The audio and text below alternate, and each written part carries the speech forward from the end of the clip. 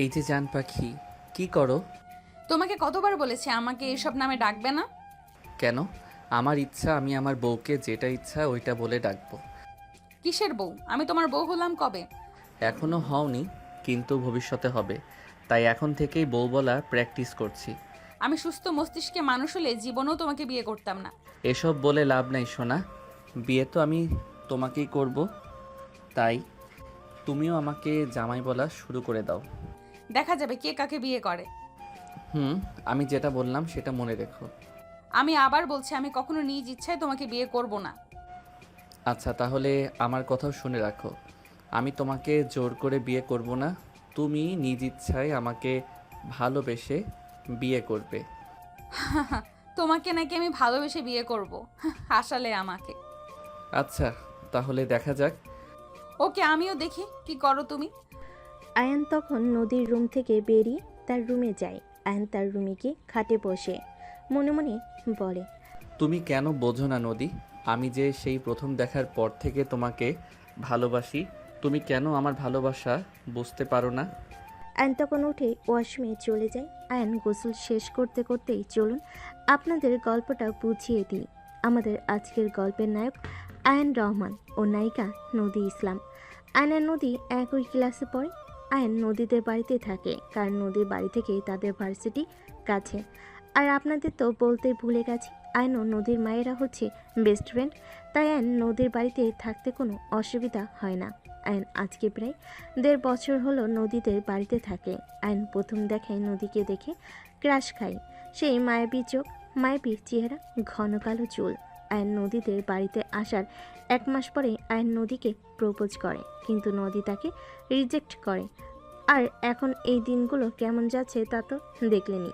হতভম্ব হয়ে, হ্যারি দর্শক, আপনাদের সাথে কথা বলতে বলতে আমি তো ভুলে গিয়েছি, এদিকে আয়নের গোসল শেষ হয়ে গিয়েছে।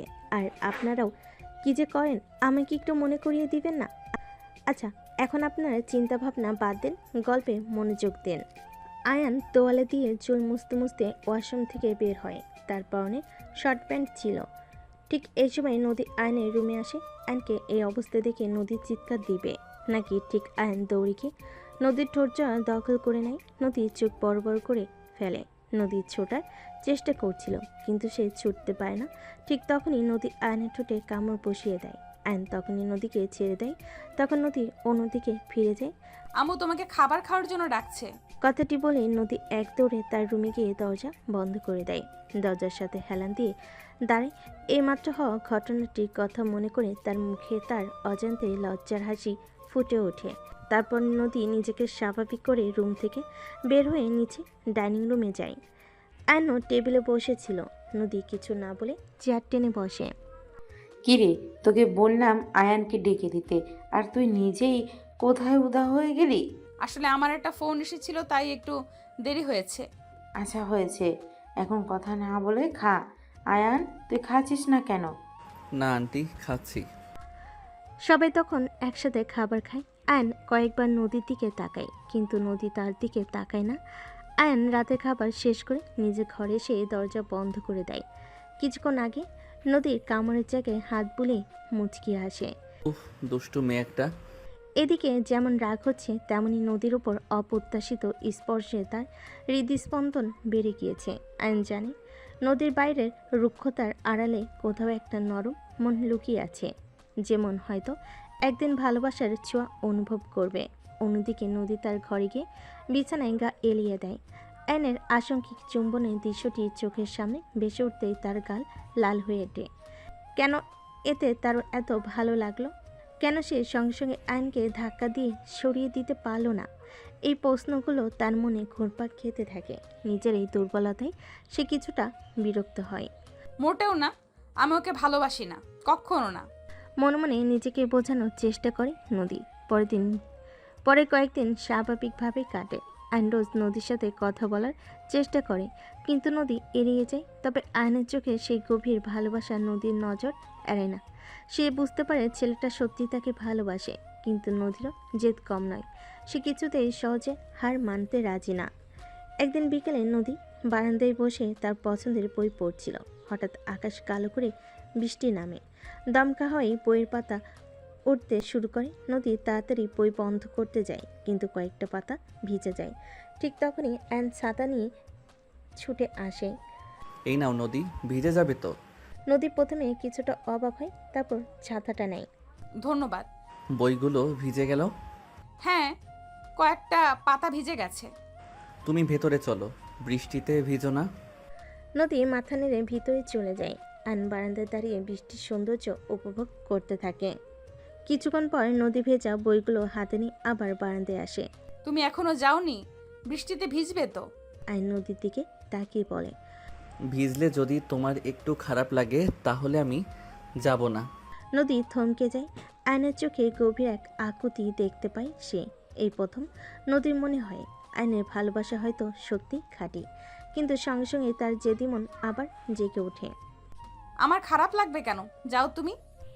আয়ন দীর্ঘশ্বাস ফেলে ভেতরে চলে যায়। নদী ভেজা বইগুলো নিয়ে বসে থাকে, আর তার মনে এক নতুন দোলাচল শুরু হয়।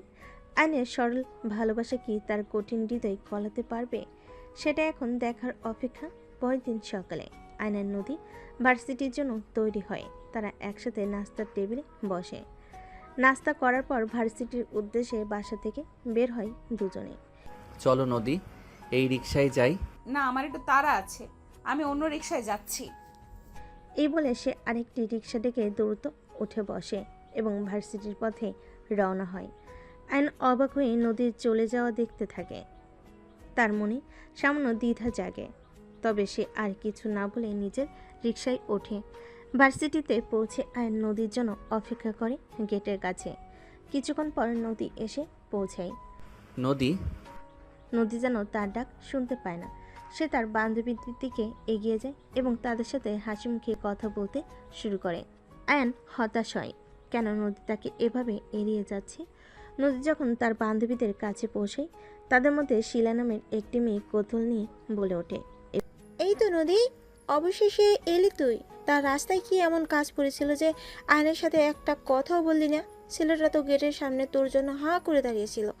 দেখলেই বোঝা যায় কতটা ভালোবাসে তোকে। আরে বাদ দে তো ওসব, আমার একটু তাড়া ছিল বুঝলি। এখন বল, তোরা কেমন আছিস? অনেকদিন পর তোদের সাথে মন খুলে আড্ডা দেব ভাবছিলাম। ক্লাসের লেখাপড়ার কি খবর? তোদের অ্যাসাইনমেন্টগুলো শেষ হয়েছে? তোর তাড়া ছিল বুঝি, নাকি ইচ্ছে করে এড়িয়ে গেলি? আমরা তোকে ভালো করেই চিনি নদী। আর আয়ন ছেলেটা সত্যি খুব ভালো, সবসময় তোর আশেপাশে ঘুরঘুর করে, তোর খেয়াল রাখে, অথচ তুই এমন ভাব করিস যেন ওকে চিনিসই না। এটা কিন্তু একদমই ঠিক করছিস না, ছেলেটার কষ্ট হয়, বুঝিস না? হ্যাঁ রে নদী, সাইমা ঠিক বলছে। আয়ান তোকে কতটা ভালোবাসে সেটা তো আমরা সবাই দেখতে পাই। তুই কেন ওর ভালোবাসার এতটুকুও দাম দিস না? কী সমস্যা তো ছেলেটার সাথে?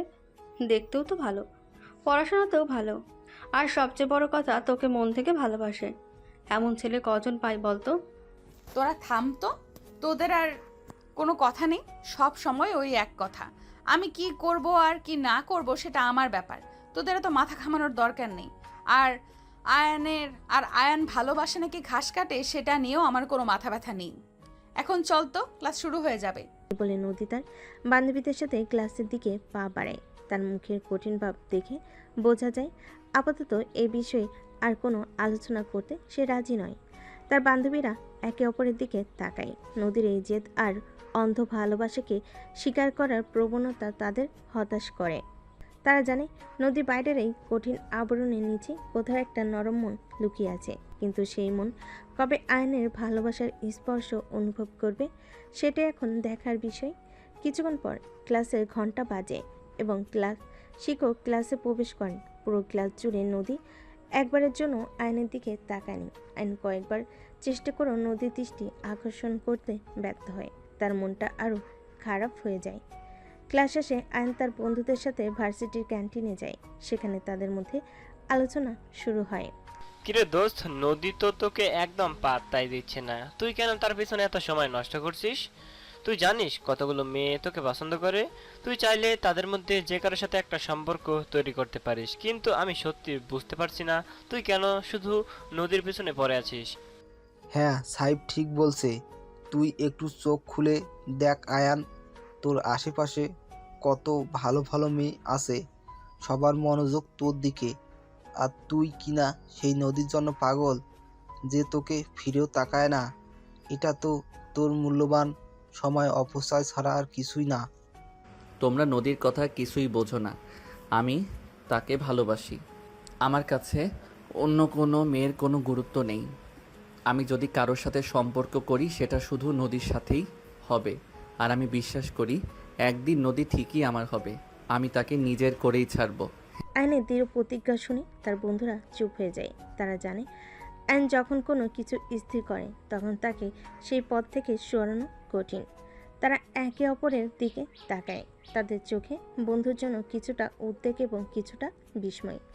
তারা বুঝতে পারে আয়নের ভালোবাসা কতটা গভীর, কিন্তু নদীর কঠিন হৃদয়ে কবে সেই ভালোবাসায় সাড়া দেবে সেটাই এখন দেখার অপেক্ষা। ভার্সিটিতে সাংস্কৃতিক প্রতিযোগিতার ঘোষণা দেওয়া হলো। এই ঘোষণা শুনে সকল শিক্ষার্থীদের মধ্যে এক নতুন উদ্দীপনা সৃষ্টি হয়। কে কোন প্রতিযোগিতায় অংশ নেবে তা নিয়ে আলোচনা শুরু হয়। জল্পনা কল্পনা এবং আলোচনা। সেই সময় আয়ান এবং তার বন্ধুদের মধ্যে কথোপকথন চলছিল। কিরে আয়ান, তুই কি ভাবলি? এবারও কিন্তু আমাদেরকেই ফার্স্ট প্রাইজটা নিতে হবে, অন্য কাউকে সুযোগ দেওয়া যাবে না। হ্যাঁ সাহিব, তুই একদম ঠিক বলছিস। আমাদের প্র্যাকটিসও বেশ ভালোই চলছে। ইনশাল্লাহ এবারও আমরাই প্রথম পুরস্কারটা ছিনিয়ে আনবো। হ্যাঁ, আমরা আমাদের সর্বোচ্চটা দিয়ে চেষ্টা করব। প্র্যাকটিস তো আমরা নিয়মিত করছি, বাকিটা আল্লাহর হাতে। তবে আমার মনে হয় আমরা ভালো কিছুই করতে পারবো। দর্শক, আপনারা হয়তো ভাবছেন তারা কোন প্রতিযোগিতার কথা বলছে এবং কিসের প্রথম পুরস্কার নিয়ে এত আলোচনা করছে। আসলে আপনাদের জানাতেই ভুলে গেছি যে আইন এবং তার বন্ধুরা অসাধারণ নাচতে পারে। তারা প্রতিবার কলেজের বিভিন্ন সাংস্কৃতিক প্রতিযোগিতায় অংশগ্রহণ করে এবং তাদের মনোমুগ্ধকর পরিবেশনার মাধ্যমে দর্শকদের মুগ্ধ করে তোলে। তাদের নাচের দক্ষতা এটাই প্রশংসিত যে শিক্ষক এবং শিক্ষার্থীরা সকলে তাদের পারফরমেন্সে মুগ্ধ হন। এর ফলস্বরূপ যে কোনো নাচের প্রতিযোগিতায় তারা সাধারণত প্রথম পুরস্কার অর্জন করে থাকে। তবে অ্যাঞ্জাত গভীরভাবে কাউকে ভালোবাসতে পারে সে সম্পর্কে নদী একেবারে অবগত নয়। আয়নও তার দুই বন্ধু সাইফ এবং আকাশ হাই স্কুল জীবন থেকে একে অপরের সাথে অবিচ্ছেদ্য। তাদের বন্ধুত্ব সময়ের সাথে সাথে আরও দৃঢ় হয়েছে এবং তারা একসাথে পড়াশোনা করছে। তবে আয়ন যখন নদী ভার্সিটিতে ভর্তি হয় তখন তার বন্ধুরা এক বছরের জন্য অন্য জায়গায় ছিল, কিন্তু এই বছর তারা আবার একই ভার্সিটিতে ভর্তি হয়েছে এবং তিন বন্ধু আবারও একত্রিত হয়েছে। তাই তারা এই বছর ভার্সিটিতে নৃত্য প্রতিযোগিতায় অংশগ্রহণের সিদ্ধান্ত নিয়েছে এবং সেই লক্ষ্যেই তারা আলোচনা করছে। সাংস্কৃতিক প্রতিযোগিতার দিন যত ঘনিয়ে আসছে তত এই ভার্সিটির আনাচে কানাচে উত্তেজনা বাড়ছে। শিক্ষার্থীদের মধ্যে চাপা গুঞ্জন, কে কোন বিভাগে সেরা হবে, কার পরিবেশনা সবচেয়ে নজর কাড়বে, এ নিয়ে তাদের জল্পনা কল্পনা। ভার্সিটির মাঠ সেজে উঠেছে বর্ণিল আলোয়। মঞ্চ তৈরি কাজই প্রায় শেষের দিকে। চারিদিকে উৎসবের আমেজ। সেদিন ভার্সিটিতে গাছের ছায়ে বসে আয়ন ও তার বন্ধুরা আসন্ন প্রতিযোগিতা নিয়ে আলোচনা করছিল। আয়ান, আর তো বেশি দিন নেই। আমাদের নাচের ফাইনাল কোরিওগ্রাফিটা আরেকবার ঝালিয়ে নেওয়া দরকার। কোথায় কে কোন স্টেপ ভুল করছে সেটা এখনই ধরে ফেলতে হবে। আমার মনে হয় কিছু জায়গায় আমাদের আরও প্র্যাকটিস করতে হবে। হ্যাঁ সাহেব ঠিক বলছে। আমরা আলাদাভাবে প্র্যাকটিস করছি ঠিকই, কিন্তু একসাথে নাচলে ছোটোখাটো ভুল বের হতে পারে। বিশেষ করে ওই জাম্পের সিকোয়েন্সটায় আমার একটু সমস্যা হচ্ছে। আর আয়ান, তোর লিড মুভগুলো কিন্তু একদম পারফেক্ট চাই। ওগুলোই তো আসল চমক। তোদের কথা ঠিক, আমরা এতদিন ধরে প্র্যাকটিস করছি। শেষ মুহূর্তে কোনো ভুল হওয়া উচিত না। তাহলে আজ বিকেলে আকাশের বাসায় গিয়ে আমরা সবাই একসাথে প্র্যাকটিস করি। আমার মনে হয় একবার ফাইনাল রিহার্সাল দিলে আমাদের আত্মবিশ্বাস আরও বাড়বে। হ্যাঁ, আমার বাড়ি তো খোলাই আছে। মা আর বোন তো এখনও ফেরেনি। আমরা আরামে প্র্যাকটিস করতে পারবো। সাউন্ড সিস্টেমও সেট করা আছে, শুধু তোদের জন্য অপেক্ষা করছি। দুপুরে যখন খাবারের সময় আয়ন কিছুটা ইতস্তত করে, তার আন্টির কাছে গিয়ে দাঁড়ায়। আন্টি, একটা কথা ছিল। হ্যাঁ বাবা, বলো কি বলবে? কিছু দরকার? তোমার মুখটা এমন শুকনো কেন?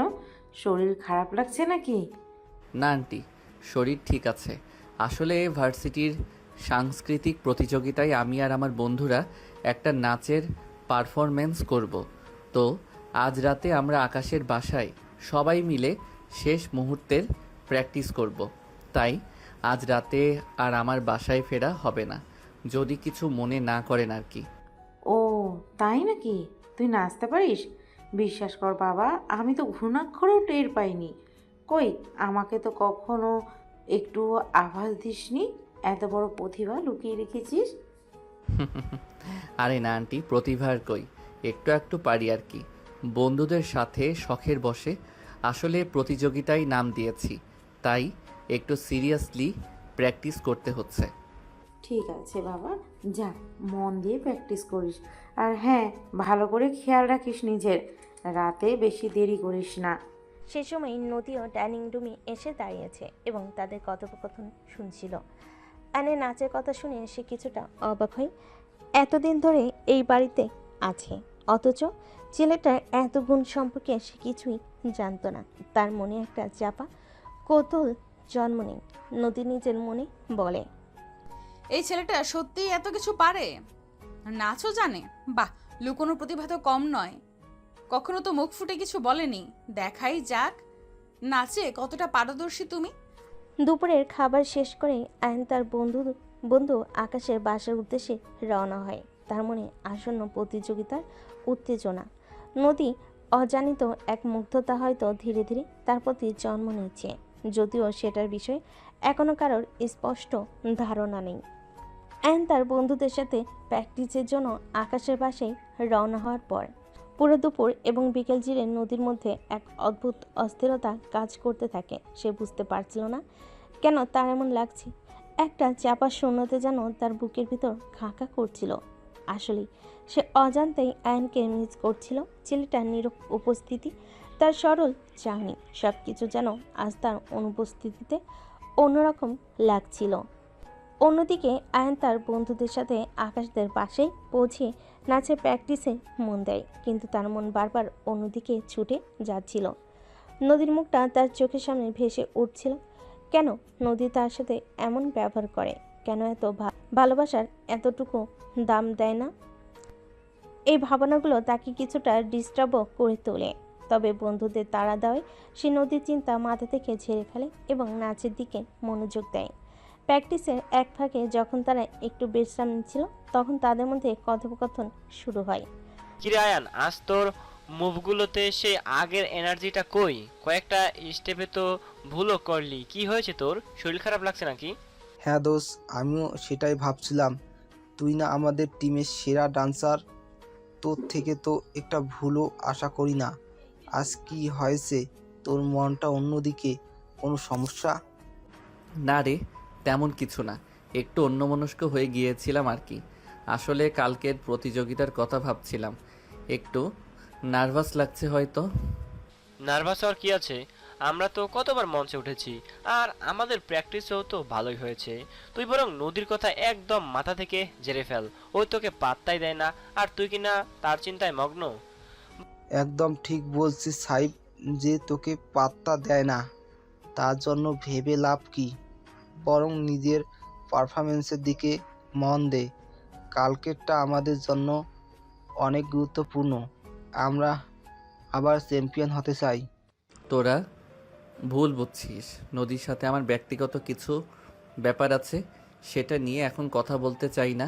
তবে এটা সত্যি যে কালকের প্রতিযোগিতা আমার কাছে অনেক গুরুত্বপূর্ণ। আমি কোনো ভুল করতে চাই না। এখন চল আমরা আবার প্র্যাকটিস শুরু করি, এবার দেখবি আমার এনার্জি। অ্যান উঠে দাঁড়ায় এবং আবার নাচের মুদ্রাগুলো অনুসরণ করতে শুরু করে। তার চোখে মুখে দৃঢ় সংকল্প। সে একদিকে যেমন নদীর চিন্তাকে দূরে সরিয়ে রাখার চেষ্টা করছে, তেমনি কালকে প্রতিযোগিতায় সেরাটা দেওয়ার জন্য মরিয়া হয়ে উঠেছে। তার বন্ধুরা একে অপরের দিকে তাকায়। তারা জানে আয়নের মনের গভীরে কিছু একটা চলছে যা তাদের অজানা। সেদিন রাতে নদীর চোখে ঘুম আর আসছিল না।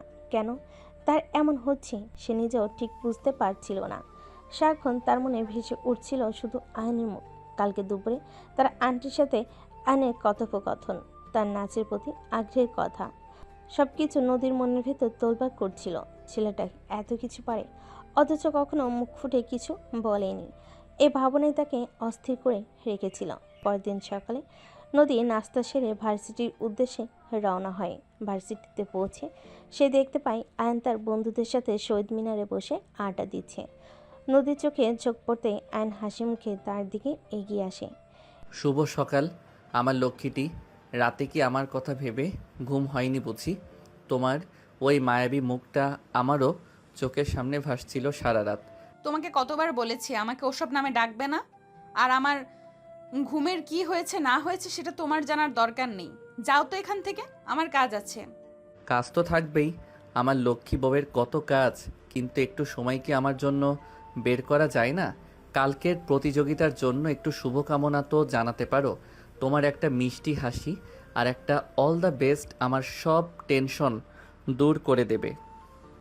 কিসের প্রতিযোগিতা আর কিসের শুভকামনা? যাও বলছি, আমার একদম ভালো লাগছে না। তোমাদের এসব নাটক আমার মোটেও পছন্দ না। নাটক বলছো? নদী, আমার প্রতিটি কথা সত্যি। আমার এই মনটা শুধু তোমার জন্যই পাগল। তুমি কি সত্যি আমার ভালোবাসার এতটুকুও দাম দেবে না? আমি তোমাকে আগেও বলেছি আর আবারও বলছি, আমার জীবনে তোমার কোনো স্থান নেই। দয়া করে আমাকে বিরক্ত করা বন্ধ করো। এই কথাগুলো বলেই নদী দ্রুত সেখান থেকে চলে যায়। আয়ন কিছুক্ষণ সেখানে স্তব্ধ হয়ে দাঁড়িয়ে থাকে। নদীর কঠিন আর বিরক্তপূর্ণ ব্যবহার তার মনে গভীর ক্ষত সৃষ্টি করে। তার বন্ধুরা এগিয়ে এসে তার কাঁধে হাত রাখে। বাদ দে দোস্ত, তুই কেন এত পাত্তা দিস ওকে? দেখছিস তো ও কেমন ব্যবহার করছে। হ্যাঁ আয়ান, তুই বরং নিজের দিকে মন দে। কালকের প্রতিযোগিতার কথা ভাব। নদীর জন্য মন খারাপ করে নিজের পারফরমেন্স খারাপ করিস না। আয়ন দীর্ঘশ্বাস ফেলে বন্ধুদের দিকে তাকায়। তার চোখে হতাশার ছাপ স্পষ্ট, তবে সেই হতাশার মধ্যেও কোথাও যেন এক ক্ষীণ আশা এখনও টিকে আছে। সাংস্কৃতিক প্রতিযোগিতার সেই বিশেষ দিনটি সকাল থেকেই ভার্সিটির চিত্রটা ছিল অন্যরকম।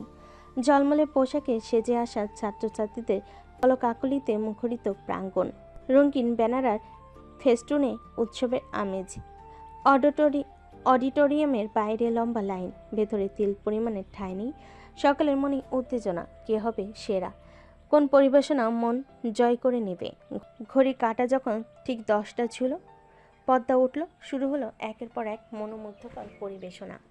গান, নাচ, আবৃত্তি, নাটক, কত রকমের প্রতিভার ঝলকানি। দর্শকরাও যেন মনোমুগ্ধকর প্রতিটি পরিবেশনায়। শেষে করতালি আর উৎসবে ফেটে পড়ছিল অডিটোরিয়াম। নদীর মন অবশ্য পুরোপুরি মঞ্চে ছিল না। কিছুক্ষণ পরপরই তার চোখে ভিড়ের মধ্যে আয়নকে খুঁজে ফিরছিল। কোথায় গেল ছেলেটা? তাদের নাচের কথা তো শুনেছিল, তবে এখনও কেন দেখানি একটা চাপা অস্থিরতা তাকে গ্রাস করছিল। বেশ কয়েকটি পরিবেশনার পর যখন বিরতি ঘোষণা করা হলো, নদীর বান্ধবী শিলা তার হাত ধরে টেনে বাইরে নিয়ে এলো। কিরে নদী, তুই এমন আনমনা হয়ে আছিস কেন? কারোর জন্য অপেক্ষা করছিস নাকি? থুর, কার জন্য অপেক্ষা করব? এমনিতে একটু অন্যমনস্ক লাগছিল। মিথ্যে বলিস না তো নদী, আমরা ঠিকই বুঝতে পারছি তুই কার কথা ভাবছিস। ওই যে কাল রাতে শুনলাম আয়ান আর তার বন্ধুরা নাকি ফাটাফাটি নাচে। দেখবি আজকেই বাজিমাত করবে। সত্যি বলছিস? ওরা কি সত্যি এত ভালো নাচে? আমি তো কখনো দেখিনি। দেখবি আর কি, একটু পরে তো ওদের পালা, অপেক্ষা কর। বিরতির পর আবার শুরু হলো অনুষ্ঠান। একের পর এক দল এসে তাদের প্রতিভা দেখিয়ে গেল। অবশেষে সেই মাইন যখন এলো, যখন মাইকে ঘোষণা করা হলো, এখন আপনাদের সামনে নৃত্য পরিবেশনা করতে আসছে আয়ন, সাইফ ও আকাশ। যেন কোনো সিনেমার হিরোর আগমন। ঠিক তেমনই স্টাইলে মঞ্চে প্রবেশ করলো আয়ন এবং তার দুই বন্ধু। তাদের পোশাক ঝলমলে আলো পড়তেই এক অসাধারণ দৃশ্যের সৃষ্টি হলো। দর্শকদের মধ্যে গুঞ্জন শুরু হলো, যেন সবাই জানে এদের পারফরমেন্স কতটা বিশেষ হতে চলেছে। তারপর শুরু হলো সেই জাদু। নাচের তালে তালে তাদের শরীর যেন কথা বলছিল। প্রতিটি মুদ্রা, প্রতিটি পদক্ষেপ নিখুঁত, শক্তিশালী এবং আবেগপূর্ণ। এনার্জি এতটাই ছিল যে অডিটোরিয়ামের সামনে সারির কিছু শিক্ষার্থী নিজেদের আসনে স্থির থাকতে না পেরে দাঁড়িয়ে গিয়ে হাততালি দিতে শুরু করলো। কেউ কেউ তো হালকা কোমর দোলাতে শুরু করে। শিক্ষকরা, যারা সাধারণত গম্ভীর হয়ে বসে অনুষ্ঠান দেখেন, তারাও আজ মুগ্ধ। তাদের ঠোঁটের কোণে হালকা হাসি, চোখে প্রশংসা। ভেতরে হয়তো তাদেরও ইচ্ছে করছিল মঞ্চে গিয়ে দুপা নাচতে, কিন্তু নিজেদের পদমর্যাদার কথা ভেবে সেই ইচ্ছে দমন করে রাখলেন। আয়নের প্রতিটি লিড মুভ ছিল অসাধারণ। তার চোখে মুখে নাচের প্রতি গভীর ভালোবাসা স্পষ্ট। নদীর চোখে যেন তার উপর আটকে গেল। এই সেই ছেলে যে সেই শান্ত, সবসময় তার আশেপাশে ঘুরঘুর করা ছেলেটা। তার মধ্যে এত প্রতিভা লুকিয়েছিল সে ভাবতেও পায়নি। বিস্ময়ে তার মুখ হা হয়ে গিয়েছে। যখন তাদের পরিবেশনা শেষ হলো, অডিটোরিয়াম জুড়ে যেন ঝড় উঠল। মুহূর্তেই করতালি, চিৎকার আর শীষের আওয়াজ কান পাতা দেয়। অ্যান অ্যান, love you, we love you, এসব স্লোগানে মুখরিত হয়ে উঠল চারপাশ। নদীর কানেও সেই চিৎকারগুলো পৌঁছাচ্ছিল, আর তার মনের ভেতর তখন এক নতুন আলোড়ন।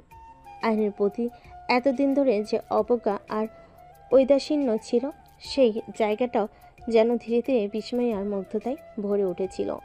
সাংস্কৃতিক প্রতিযোগিতার উত্তেজনাপূর্ণ দিন শেষে যখন আয়ন ক্লান্ত শরীরে বাড়ি ফিরে, তখন দরজার কাছেই তার আন্টির সাথে দেখা হয়। নদীর মা তার দিকে তাকে একগাল হাসেন। এসেছিস বাবা? খুব টায়ার্ড? হ্যাঁ আন্টি, একটু ক্লান্ত তো লাগছে, তবে খুব ভালো লাগছে। প্রোগ্রামটা খুব জমেছিল।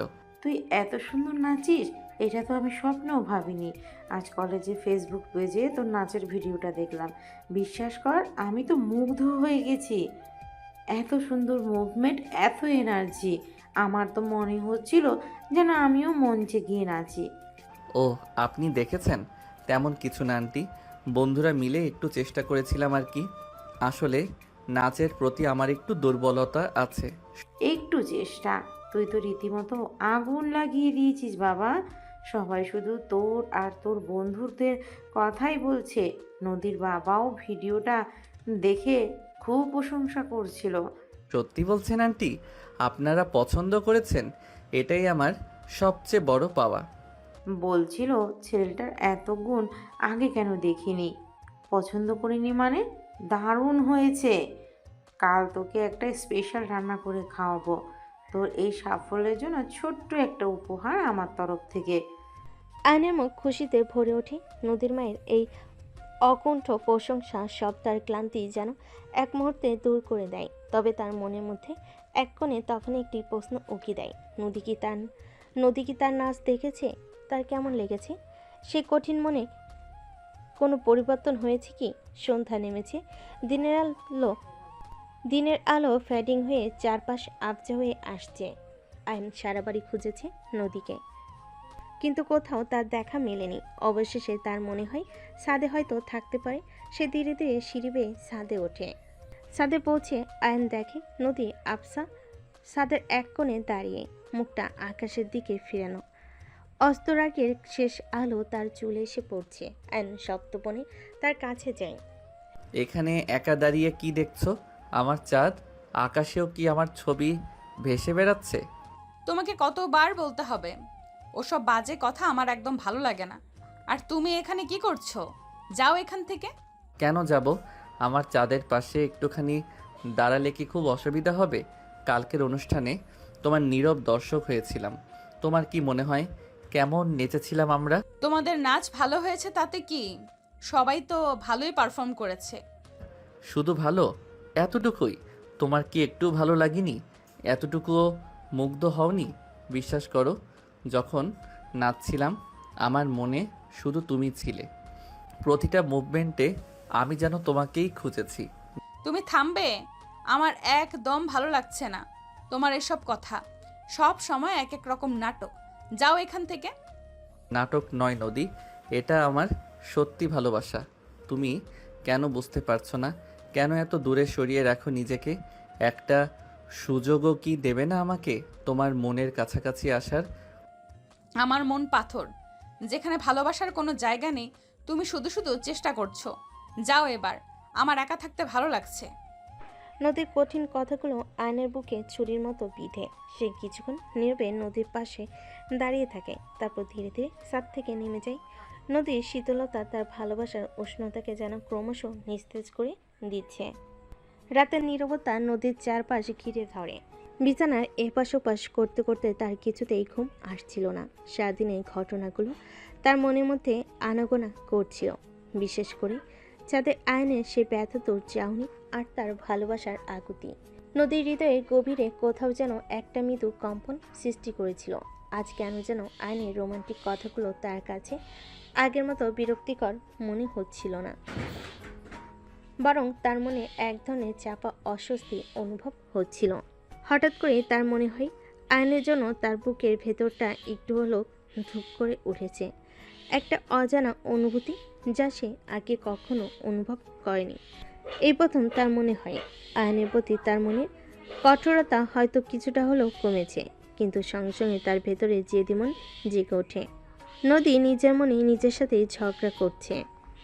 না, একদম না, এটা হতে পারে না। আমি আয়ানকে ভালোবাসতে পারি না, কখনো না। ও শুধু একটা বিরক্তিকর ছেলে। ওর এইসব মিষ্টি কথা আর নাটক আমি ঘৃণা করি। আমার শুধু খারাপ লাগছে কারণ ছেলেটা আমার বাড়িতে আশ্রয়ে থাকে। এছাড়া আর কিছুই না। আমার মন পাথর, আর পাথর কখনো গলে না। আমি কিছুতেই দুর্বল হতে পারবো না। বারবার নিজেকে বোঝানোর চেষ্টা করে নদী, কিন্তু তার মন কিছুতেই সেই যুক্তি মানতে চায় না। কেন আজ আয়নের অনুপস্থিতি তাকে এত ভাবাচ্ছে? কেন তার কণ্ঠের সেই অসহায়তা আজ তার হৃদয় এত ঢেউ তুলছে? নদীর মন এক কঠিন দ্বন্দ্বে জড়িয়ে পড়ে। একদিকে তার দীর্ঘদিনের জেদ, অন্যদিকে এক নতুন অনুভূতি হাতছানি। রাতের নীরবতা যেন সেই দ্বন্দ্বকে আরও গভীর করে তোলে। ভার্সিটির সাংস্কৃতিক প্রতিযোগিতা শেষ হতে খুশির হাওয়া লাগে ছাত্রছাত্রীদের মনে। ঘোষণা করা হয় গ্রীষ্মের ছুটি। দীর্ঘ কয়েক মাসের ক্লান্তি আর পড়াশোনার চাপ থেকে মুক্তির আনন্দে সবাই উল্লাসিত। ছুটির প্রথম দিন আয়ন যখন বাড়ি ফিরে, তখন তার আন্টি অর্থাৎ নদীর মা এক নতুন খবর দেন। আয়ান, শুনেছিস আমরা সবাই মিলে কক্সবাজার ঘুরতে যাচ্ছি। কক্সবাজার? কখন আন্টি? এই সপ্তাহের শনিবারে। ভাবছি কয়েকদিন ঘুরে আসা যাক, গরমের ছুটিটা ভালোই কাটবে। আসলে আন্টি, আমার কিছু কাজ আছে। কিসের কাজ বাবা? এখন তো ছুটি, চলো না সবাই মিলে ঘুরে আসি। অনেকদিন কোথাও যাওয়া হয়নি, তোমারও মনটা একটু বদলাবে। হ্যাঁ আয়ান, তুইও চল, নদীও যাচ্ছে, একসাথে অনেক মজা হবে। প্লিজ বাবা, না করিস না। নদীর মা এবং বাবার এত অনুরোধে আয়না না করতে পারে না। নদীর সাথে কয়েকটা দিন কাটানোর সুযোগটা সে হাতছাড়া করতে চায় না। ঠিক আছে আন্টি, যাব। যখন আপনারা বলছেন তখন আর না করি কি করে? এই তো লক্ষ্মী ছেলে। তাহলে এখন থেকেই সবাই মিলে গোছগাছ শুরু করে দিই, আর দেরি করা ঠিক হবে না। এরপর কক্সবাজারে যাওয়ার জন্য বাড়িতে শুরু হয় তোড়জোড়। কার কি লাগবে, কোথায় থাকা হবে, এসব নিয়ে আলোচনা চলতে থাকে। নদীর মনে অবশ্য এই ভ্রমণ নিয়ে তেমন কোনো উৎসাহ দেখা যায় না। সে চুপচাপ নিজের কাজ করে যায়। তবে আয়নের কক্সবাজার যাওয়ার খবরে তার ভেতরে চাপা কৌতূহল হয়তো সামনে উকি দেয়। অবশেষে সেই শনিবারের সকাল সবাই এক একে এসে জড় হয় বাস স্ট্যান্ডে। টিকিট কাটার পর যখন সিট নাম্বার দেওয়া হয়, তখন আয়নের চোখ চকচক করে ওঠে। তার আর নদীর সিট পড়েছে পাশাপাশি। এই অপ্রত্যাশিত সৌভাগ্য যেন তার মনকে এক নতুন আনন্দে ভরিয়ে দেয়। জানালার বাইরের দৃশ্য পরিবর্তন হতে থাকে, আর আয়নের বুকের ভেতর ধুকপুকানি বাড়তে থাকে। সাহস সঞ্চয় করে সে কয়েকটা রোমান্টিক কথা বলার চেষ্টা করে নদীর সাথে। নদী, এই জার্নিটা যেন আমাদের দুজনের নতুন কোনো গল্পের শুরু। প্রকৃতির এই মনোরম দৃশ্য আর পাশে তুমি, আমার আর কিছু চাওয়ার নেই। কিন্তু নদীর কাছ থেকে কোনো উত্তর আসে না। জানাল বাইরে তাকিয়ে আছে, মুখে কোনো ভাবান্তর নেই। আয়ন হতাশ হয়, তবে হাল ছাড়ে না। কিছুক্ষণ পর আয়ন খেয়াল করে নদীর শরীরটা সামান্য কাত হয়ে তার হাতের সাথে লেগে আছে। আর একটু ভালোভাবে তাকিয়ে দেখে নদী তার হাত জড়িয়ে ধরে তার কাঁধে মাথা রেখে গভীর ঘুমে আচ্ছন্ন। আয়নের মনটা এক অনাবিল শান্তিতে ভরে যায়। এই প্রথম এত কাছে, এত আপন করে সে নদীকে অনুভব করছে। আলতো করে নদীর মাথায় হাত বুলিয়ে দেয় আয়ান। তার ঘুমন্ত মুখের দিকে তাকিয়ে এক অপার্থিব ভালো লাগা অনুভব করে সে। এই মুহূর্তটাকে ধরে রাখার লোভ সামলাতে না পেরে সে সাবধানে একটি সেলফি তুলে নেয়, যেখানে নদীর ঘুমন্ত মুখ তার কাঁধের উপর ঘোরানো। কিছু সময় পর নদীর ঘুম ভাঙে। চোখ খুলে নিজের অবস্থান দেখে সে চমকে ওঠে। কিছু সময় পর নদীর ঘুম ভাঙে। চোখ খুলে নিজের অবস্থান দেখে সে চমকে ওঠে। তার হাত আয়নের হাত জড়িয়ে ধরে আছে।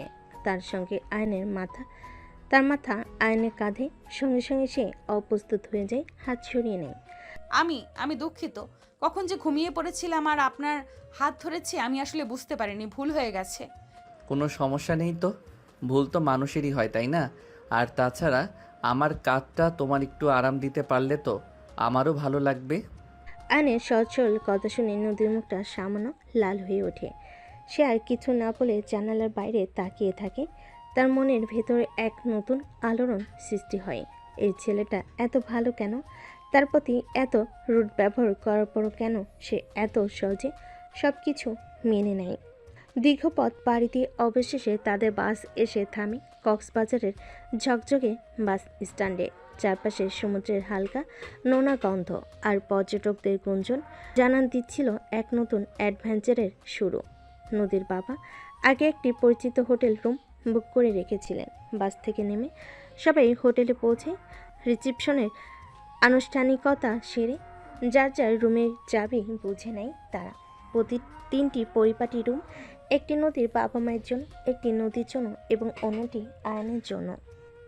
আয়ন তার রুমে ঢুকে দরজা বন্ধ করে দেয়। ক্লান্তিতে তার শরীর ভেঙে যাচ্ছিল।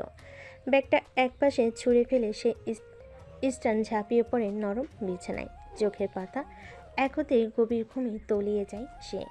প্রায় 2 ঘন্টা পর বাইরে হালকা কোলাহলে আয়নের ঘুম ভাঙে। আদৌ ঘুমে সে হাতে ঘড়িটা খুঁজে নেয়। বিকেল 4টা বাজে। তাড়াতাড়ি বিছানা ছেড়ে উঠে বসে সে। ওয়াশরুমে গিয়ে ঠান্ডা জলে ঝাপটা দিয়ে ফ্রেশ হয়ে নেয়। হোটেলের আয়নের নিজের ক্লান্ত মুখটা দেখে তার মনে হয় একটু চা খেলে ভালো লাগবে। নদীর মায়ের রুমে দরজা নক করে সে ভেতরে ঢুকে দেখে নদীর বাবা আরাম করে সোফায় বসে খবরের কাগজ পড়ছেন আর নদীর মা একমনে কিছু একটা ভাবছেন। এই তো আমাদের ঘুমন্ত রাজপুত্র জেগে উঠেছে ফাইনালি। আমরা তো ভাবছিলাম আজ আর আপনার দর্শন পাবো না। দুপুরে যখন ডাকতে গিয়েছিলাম আপনার দরজা তো কোনো সাড়াই মেলেনি। সরি আন্টি, আসলে জার্নির ধকল এতটাই টায়ার্ড লাগছিল যে কখন ঘুমিয়ে পড়েছি টেরই পাইনি। একদম বেঘরে ঘুমিয়েছিলাম। আপনাদের দুপুরে খাওয়া হয়েছে? হ্যাঁ বাবা, আমরা খেয়ে নিয়েছি। তুমি যাও, তাড়াতাড়ি কিছু খেয়ে নাও। ওদিকে রেস্টুরেন্টে গিয়ে বলো ওরা তোমাকে খাবার দিয়ে দেবে। বেশি দেরি করো না, সন্ধ্যা হয়ে আসছে। হ্যাঁ আয়ান, তাড়াতাড়ি ফ্রেশ হয়ে খেয়ে নাও। আমরা সবাই মিলে সন্ধ্যায় সমুদ্র সৈকতে ঘুরতে যাব, সূর্যাস্ত দেখব, বালিয়াড়িতে হাঁটবো, অনেক মজা হবে। চলো। অবশ্যই আন্টি, আপনারা যখন বলছেন তখন আর দেরি কিসের? আমি এক্ষুনি যাচ্ছি খেতে। আপনারা রেডি হন, আমিও আসছি একটু পরেই। সমুদ্রের পাড়ে সূর্যাস্ত দেখার লোভ তো আর সামলানো যায় না। নদীর বাবা খবরের কাগজ ভাঁজ করে রাখেন আর নদীর মা আয়নের দিকে তাকিয়ে সেনের হাসি হাসেন। আয়ন ঘর থেকে বেরিয়ে হোটেলের রেস্টুরেন্টের দিকে পা বাড়ায়। তখনই লেগে তার মনে একদিকে যেমন ঘুমিয়ে টেস তখনও লেগে আছে, তেমনি সন্ধ্যার সমুদ্রের পাড়ে ঘোড়ার উত্তেজনা কাজ করছে। তবে তার মনে এক কোণে একটি চাপা প্রশ্ন, নদী কি তাদের সাথে ঘুরতে যাবে? আর গেলে তার আচরণ কেমন হবে? সন্ধ্যা নামার আগেই আয়ন তার হোটেলের রুমে তৈরি হয়ে নেয়। হালকা রঙের শার্ট আর জিন্সে বেশ স্মার্ট লাগছিল তাকে। রেডি হয়ে সে নদীর মায়ের রুমে এসে দেখে তার আঙ্কেল আন্টি আরাম করে সোফায় বসে গল্প করছে। আয়নও তাদের সাথে কিছুক্ষণ হাসি ঠাট্টার মধ্যে সময় কাটায়। আঙ্কেল, এখানকার আবহাওয়াটা কিন্তু দারুণ, একদম রিফ্রেশিং। হ্যাঁ বাবা, কক্সবাজারের বাতাসটাই আলাদা, শহরের ধোঁয়া আর দূষণ থেকে দূরে। এই কয়েকটা দিন মনটা একদম হালকা হয়ে যাবে। তোমার কেমন লাগছে এখানে এসে? আমার তো খুবই ভালো লাগছে আঙ্কেল, বিশেষ করে কালকের প্রোগ্রামটার পর মনটা আরও ফুরফুরে। আপনাদের সাপোর্ট পেয়ে খুব ভালো লাগে। তোর নাচটা সত্যিই অসাধারণ ছিল বাবা। আমরা তো প্রথমে বিশ্বাসই করতে পারিনি তুই এত ভালো নাচিস। কলেজের সবাই শুধু তোর কথাই বলছিল। আসলে আন্টি, ওটা বন্ধুদের সাথে একটু শখের বসে, তবে আপনাদের ভালো লেগেছে শুনে আমার খুব ভালো লাগছে। কিছুক্ষণ পর নদীরও আগমন ঘটে সেই রুমে। দরজাটা খুলে যখন নদী ভেতরে ঢোকে তখন এক মুহূর্তের জন্য আয়নের বুকে ধূপকানটা বেড়ে যায়। নীল রঙের একটা লম্বা কুর্তি আর খোলা চুলে নদীকে যেন স্বপ্নীল লাগছিল। আয়নের চোখ তার দিকে থেকে সরতেই চায় না। এই তো মা, তুইও এসেছিস। চল চল, আর দেরি করা যাবে না, সন্ধ্যা হয়ে যাচ্ছে।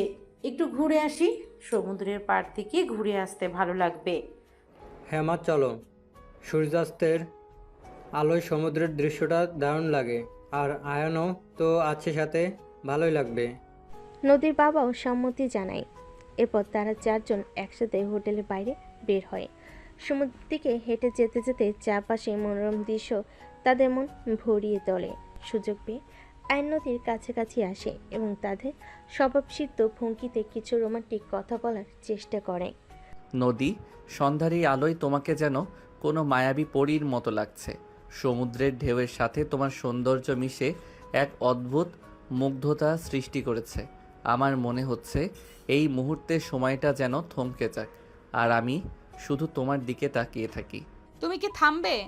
সব সময় একই ধরনের ক্লিশে কথা। আমার একদম ভালো লাগছে না এসব। আর তুমি এত কাছে ঘেঁষার চেষ্টা করছো কেন? একটু দূরত্ব বজায় রাখো। কেন নদী, আমার মনের গভীর থেকে আসা কথাগুলো কি তোমার কাছে এতই বিরক্তিকর লাগে? আমি তো সত্যি বলছি, আমার প্রতিটি অনুভূতি তোমার জন্য খাঁটি। একটু কি বিশ্বাস করো না আমাকে? না, করি না। তোমার এসব রোমান্টিক কথাবার্তা আমার কাছে স্রেফ ভাড়ামো মনে হয়। দয়া করে চুপ করো তো, আমার ভালো লাগছে না। আর বারবার বলছি, আমার থেকে একটু দূরে থাকো। কিন্তু কেন নদী? আমি তো শুধু তোমাকে ভালোবাসতে চেয়েছি।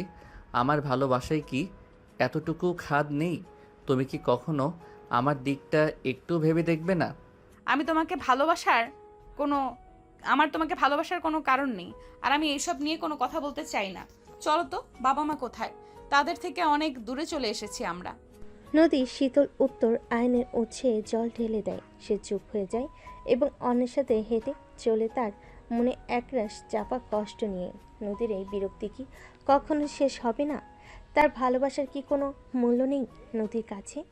সন্ধ্যায় সমুদ্র সৈকতে ঘুরতে ঘুরতে চারপাশে মনোরম দৃশ্য উপভোগ করছিল সবাই। নদীর ঢেউয়ের গর্জন, ঠান্ডা বাতাসের স্পর্শ আর অস্ত্রগামী সূর্যের সোনালি আভা এক মায়াবী পরিবেশ তৈরি করে। হাঁটতে হাঁটতে একসময় নদীর বাবা মা কিছুটা অন্যদিকে সরে যান, সম্ভবত মেরিন ড্রাইভের সৌন্দর্য উপভোগ করার জন্য। সেই সুযোগে আইন ও নদী কিছুটা একা হয়ে যায়। সৈকতের ভিড় কিছুটা কমতির দিকে। হালকা আবছা আলোয় সব কিছু রহস্যময় লাগছিল। হঠাৎ করে হাঁটার সময় অসাবধানতা বশত নদীর পা পিছলে যায়। হুমড়ি খেয়ে পর উপক্রম হতেই দ্রুত আয়ন তার হাত ধরে ফেলে। নদীর শরীর মুহূর্তে কেঁপে ওঠে। কি হয়েছে? লাগেনি তো? সাবধানে হাঁটো নদী। নদীর ভারসাম্য ফিরে আসে, কিন্তু তখনও তার হাত আয়নের হাতের মুঠোয় বন্দী। তাদের চোখাচোখি হয়। আবছা আলোতে আয়নের চোখে নদীর জন্য গভীর কনসার্ন স্পষ্ট দেখা যায়। নদীর বুকের ভিতর এক অজানা তোলপাড় শুরু হয়। এ প্রথম আয়নের স্পর্শে তার খারাপ লাগার বদলে অন্যরকম এক অনুভূতি হয়। তারা কিছুক্ষণ সেই অবস্থায় দাঁড়িয়ে থাকে। দুজনের হাতের বাঁধন আলগা হয় না। সমুদ্রের ঢেউ এসে তাদের পায়ের কাছে আশ্রে পড়ে। এক নীরব অথচ গভীর মুহূর্ত তৈরি হয় তাদের মধ্যে। নদীর মনে হয় এই ছেলেটার হাতের স্পর্শে যেন এক অদ্ভুত উষ্ণতা আছে, যা তার ভেতরে সব শীতলতাকে দূর করে দিচ্ছে। নীরবতা ভাঙে নদীর নিজের ডাকে। হ্যাঁ, লাগেনি, ধন্যবাদ। আয়ন তখনও নদীর দিকে তাকিয়ে থাকে, তার চোখে এক অব্যক্ত ভাষা। নদীরও চোখ ফেরাতে কষ্ট হয়। এই প্রথম তাদের মধ্যে কোনো তিক্ততা বা বিরক্তি ছিল না, বরং এক নতুন ধরনের নীরব বোঝাপড়া তৈরি হয়। হঠাৎ করে যেন সম্বিত ফিরে পায় নদী। দ্রুত আয়নের হাত ছেড়ে দিয়ে কিছুটা দূরত্বে বজায় রেখে তার গাল সামান্য লালচে হয়ে ওঠে। চলো, বাবা মা হয়তো আমাদের জন্য অপেক্ষা করছে। আয়নার কোনো কথা বাড়ে না। সে বুঝতে পারে এই মুহূর্তটা হয়তো অপ্রত্যাশিত ছিল। কক্সবাজারের দ্বিতীয় দিনটি যেন আয়নের জন্য নতুন এক দিগন্ত উন্মোচন করে।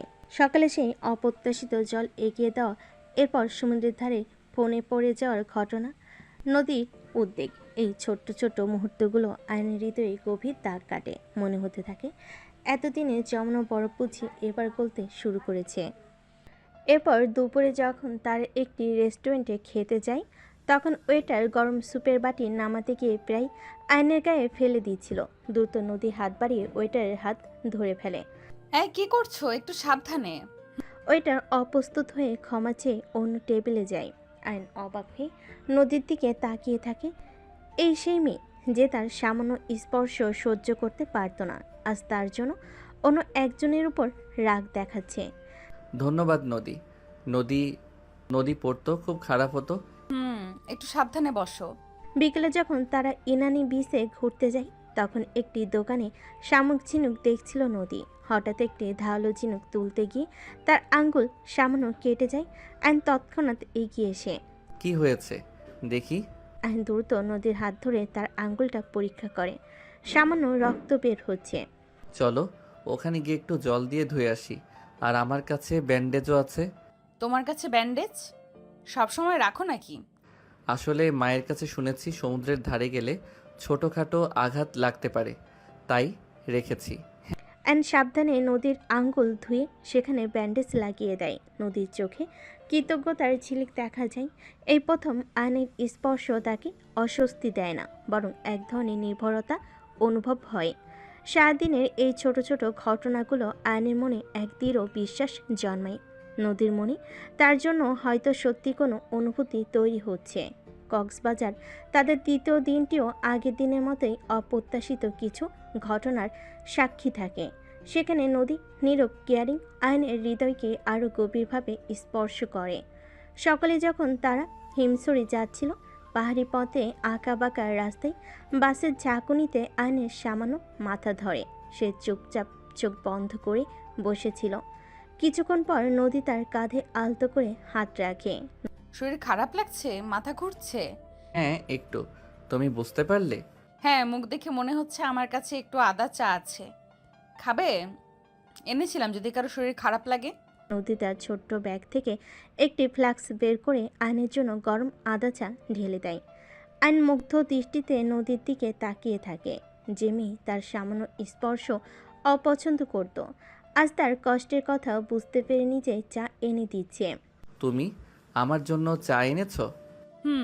খাও তো, একটু আরাম পাবে। বিকেলে যখন তারা সমুদ্রে বালিয়াড়িতে হাঁটছিল, তখন আকাশে মেঘ জমে হঠাৎ বৃষ্টি শুরু হয়। আশেপাশে তেমন কোনো ছাউনি না থাকায় সবাই তাড়াহুড়ো করে নিরাপদ আশ্রয়ের দিকে ছুটতে থাকে। নদীর পরনে ছিল পাতলা একটি পোশাক, যা মুহূর্তেই ভিজে যাচ্ছিল। আইন দ্রুত তার গায়ের টি শার্ট খুলে নদীর দিকে এগিয়ে দেয়। এটা ধরো, গায়ে দাও, না হলে ঠান্ডা লেগে যাবে। কিন্তু তোমার? আমার কিছু হবে না, আমার অসুবিধা হবে না, তুমি এটা পরো। আইনের এই অপ্রত্যাশিত গেস্ট্রোতে নদী কিছুক্ষণ থমকে থাকে। তারপর নীরবে টি শার্টটা নিয়ে নেয়। টি শার্টটি আয়নের শরীরে গন্ধ মাখা, যা নদীর মধ্যে এক অদ্ভুত অনুভূতি সৃষ্টি করে।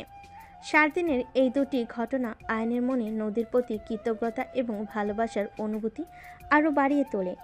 নদীর নীরব কেয়ারিং যেন তাদের মধ্যে এক নতুন সেতু বন্ধন তৈরি করছে।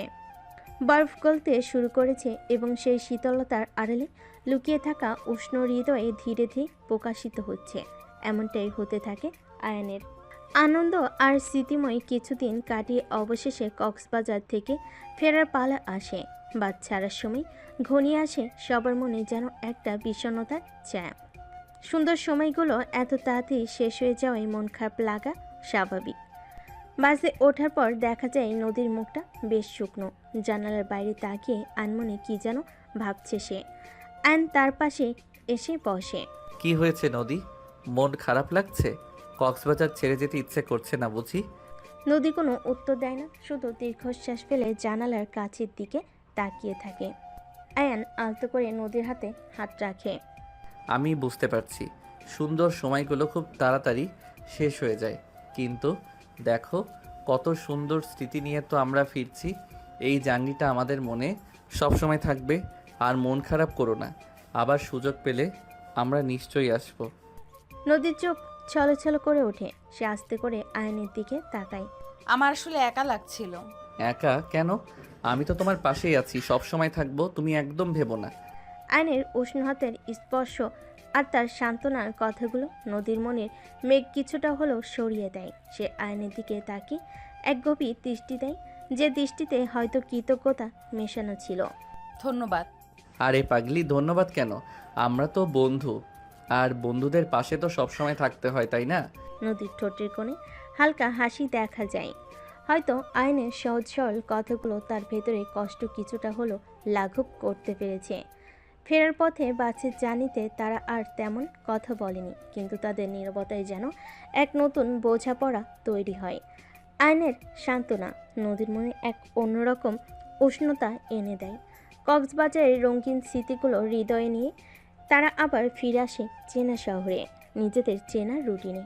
সেই আগের মতো ভোরে ঘুম থেকে ওঠা, একসাথে নাস্তা করা, তারপর ভার্সিটির পথে যাত্রা, রাস্তায় টুকটাক ঝগড়া, বন্ধুদের সাথে হাসি ঠাট্টা, ক্লাসে শিক্ষকের লেকচার শোনা, সব কিছু যেন আবার আগের মতোই চলতে শুরু করে। তবে এই গত কয়েকদিনের ছোট্ট ছুটিতে আয়নার নদীর মধ্যে যায় নীরব বোঝাপড়া তৈরি হয়েছিল। তার একটা হালকা রেশ যেন তাদের দৈনন্দিন জীবনে থেকে যায়। ঝগড়া হয়তো আগের মতোই হয়, কিন্তু তার মধ্যে যেন সে আগে তিক্ততা কিছুটা হলেও কমে আসে। কখনো কখনো নদীর মুখে আয়নের প্রতি সামান্য সহানুভূতি বা উদ্বেগের ছায়া দেখতে পাওয়া যায়, যা আগে তেমন চোখে পড়েনি। ভার্সিটির করিডোরে হেঁটে যাওয়ার সময় হঠাৎ কারোর সাথে ধাক্কা লাগলে আয়নের আগে নদী হয়তো জিজ্ঞেস করে, লেগেছে? কিংবা ক্যান্টিনে একসাথে চা খাওয়ার সময় আনমনে থাকলে নদীর হয়তো মনে হয়, কি ভাবছ?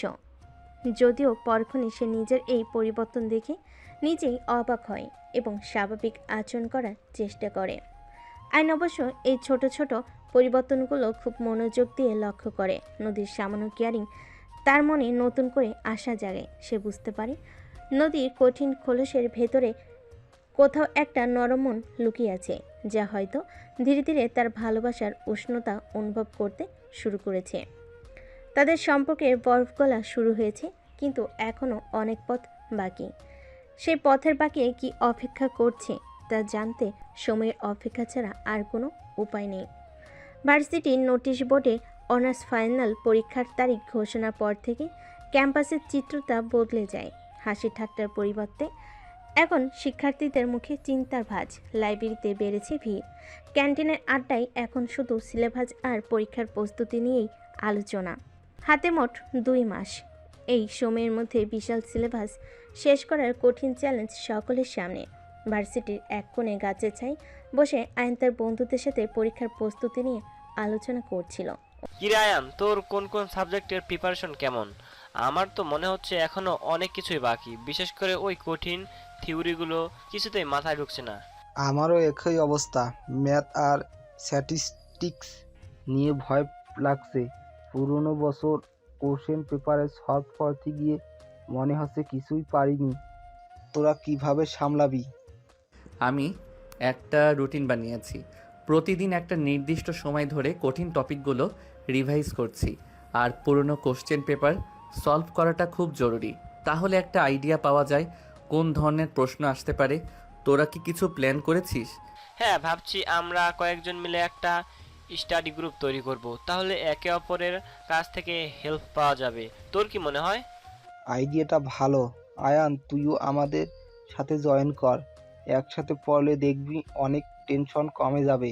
নিশ্চয়ই, একসাথে পড়লে অনেক কিছু সহজে বোঝা যায়। আমরা বরং কাল থেকে শুরু করি। অন্যদিকে ভার্সিটির ক্যান্টিনে নদীর সাথে তার বান্ধবীরাও পরীক্ষার প্রস্তুতি নিয়ে আলোচনায় মগ্ন ছিল। তোরা কোন রেফারেন্স বই ফলো করছিস? আমার তো মনে হয়েছে আমাদের শিক্ষকের নোটসগুলো যথেষ্ট নয়। আমি লাইব্রেরি থেকে কয়েকটা ভালো বই কালেক্ট করেছি, তোদের লাগলে বলিস, জেরক্স করে দেব। আর কঠিন টপিকসগুলো আমরা একসাথে ডিসকাস করলে কেমন হয়? আমার মনে হয় সেটাই ভালো হবে। একা একা পড়তে বসলে অনেক সময় কিছুই মাথায় ঢোকে না। গ্রুপ স্টাডি করলে অন্তত ডাউটগুলো ক্লিয়ার করা যাবে। হ্যাঁ, আর পুরনো বছরের প্রশ্নগুলো সলভ করা মাস্ট, তাহলে পরীক্ষার প্যাটার্নটা বোঝা যাবে। তোরা কি অলরেডি শুরু করেছিস? আমি তো সব কিছু সাজেশনে পুরনো প্রশ্ন দেখা শুরু করেছি। তোরাও শুরু করে দে, সময় কিন্তু একদম কম। ফাইনাল পরীক্ষার এই চাপ যেন পুরো ভার্সিটির পরিবেশটাই বদলে দিয়েছে। বন্ধুদের আড্ডা, হাসি ঠাট্টা কমে গিয়ে এখন একটাই সুর, কিভাবে ভালো প্রস্তুতি নেওয়া যায়। সকলের চোখে মুখে ভবিষ্যতের একটা চাপা উদ্বেগ।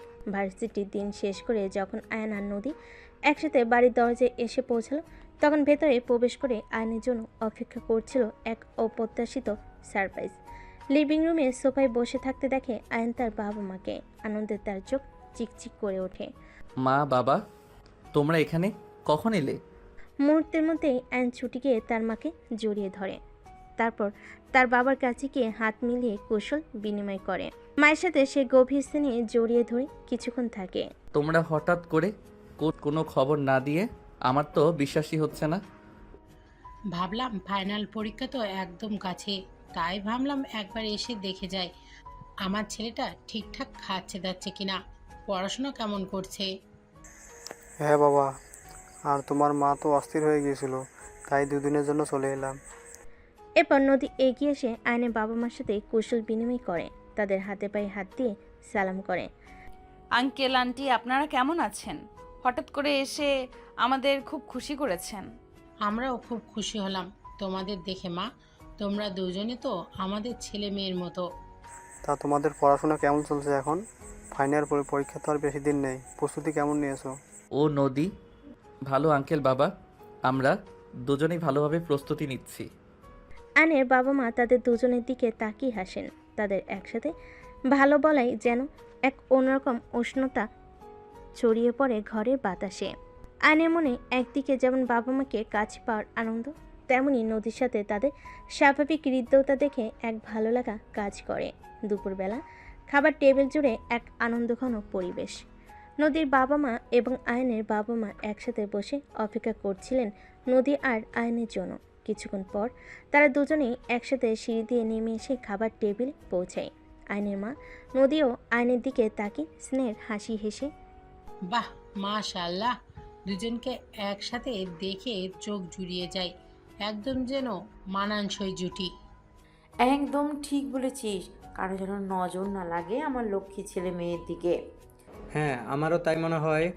দুজনকে সব সময় একসাথে দেখলে ভালো লাগে। সময়ের সাথে সাথে সব কিছু কেমন যেন সুন্দর হয়ে ওঠে, তাই না? তাদের এই কথাগুলো শুনে নদী ও আয়নের দুজনের লজ্জে লাল হয়ে ওঠে। একে অপরের দিকে আর চোখে তাকায়, তাদের মুখে মৃদু হাসি। মা, তোমরা না একটু চুপ করো তো, সবাই কি ভাববে? আয়নের কথায় তার বাবা মা এবং নদীর বাবা মা সবাই হেসে ওঠে। সেই হাসিতে মিশে থাকে স্নেহ আর আশীর্বাদ।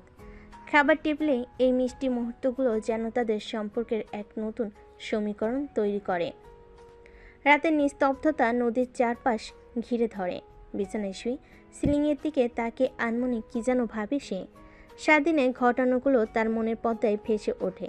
আইনের জন্য তার অপ্রত্যাশিত উদ্বেগ, তার সামান্য অসুস্থতায় নদীর অস্থিরতা, ভিড়ের মধ্যে হাত ধরে আগলে রাখা, আর খাবার টেবিলে তাদের দুজনকে নিয়ে করা মিষ্টি মন্তব্যগুলো। আমি কি আয়নকে ভালোবাসি? কেন আমি তার প্রতি এত দুর্বলতা অনুভব করছি? কেন তার সামান্য কষ্টেও আমার মনটা খারাপ হয়ে যায়? কেন তার পাশে না থাকলে একটা শূন্যতা অনুভব করি? নদীর মনে ক্রমশ দানা বাঁধতে থাকে এক নতুন জিজ্ঞাসা।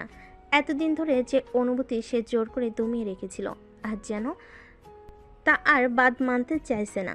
আইনের প্রতি তার এই অপ্রত্যাশিত টান, তার প্রতি হৃদয়ে নরম হওয়া, এগুলো কি শুধুই সহানুভূতি, নাকি এর গভীরে অন্য কোনো অনুভূতি লুকিয়ে আছে? নদী নিজের মনে বলে, এটা কি ভালোবাসা? ভালোবাসা কি এমনই হয়? সবসময় ঝগড়া করা একটা ছেলের জন্য কেন আমার এত চিন্তা হচ্ছে? কেন তার হাসি মুখ দেখলে আমার ভালো লাগে? নানা প্রশ্ন ভিড় করে আসে নদীর মনে। কথাগুলোর সংজ্ঞা সে এতদিন শুধু বইয়ের পাতায় পড়েছে কিংবা অন্যের মুখে শুনেছে। আজ যেন সেই অনুভূতি তার নিজের ভেতরও উকি দিচ্ছে, কিন্তু তার জেদি মন কিছুতেই সহজে মানতে রাজি নয়। না, এটা ভালোবাসা হতে পারে না। ও তো শুধু একটা বিরক্তিকর ছেলে। আমি কখনো ওকে ভালোবাসতে পারি না।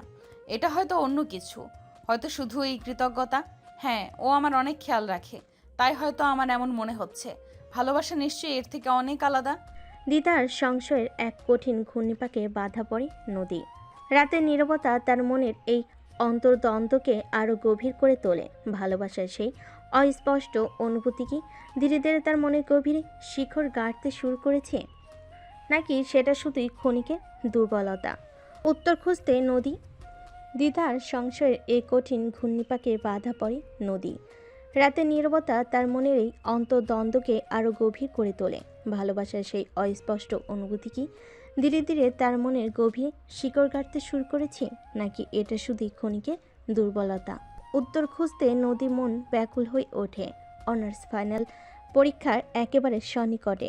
নদী আর আয়ন দুজনেই এখন সর্বশক্তি প্রয়োগ করেছে পড়াশোনায়। ভালো ফল করার তীব্র আকাঙ্ক্ষা তাদের চোখে মুখে। রাত জেগে বইয়ের পাতায় ডুবে থাকা, জটিল বিষয়গুলো বারবার ঝালিয়ে নেওয়া, এই যেন তাদের দৈনন্দিন রুটিন। পরীক্ষা দিন যত এগিয়ে আসছে তাদের ব্যস্ততা ততই বাড়ছে।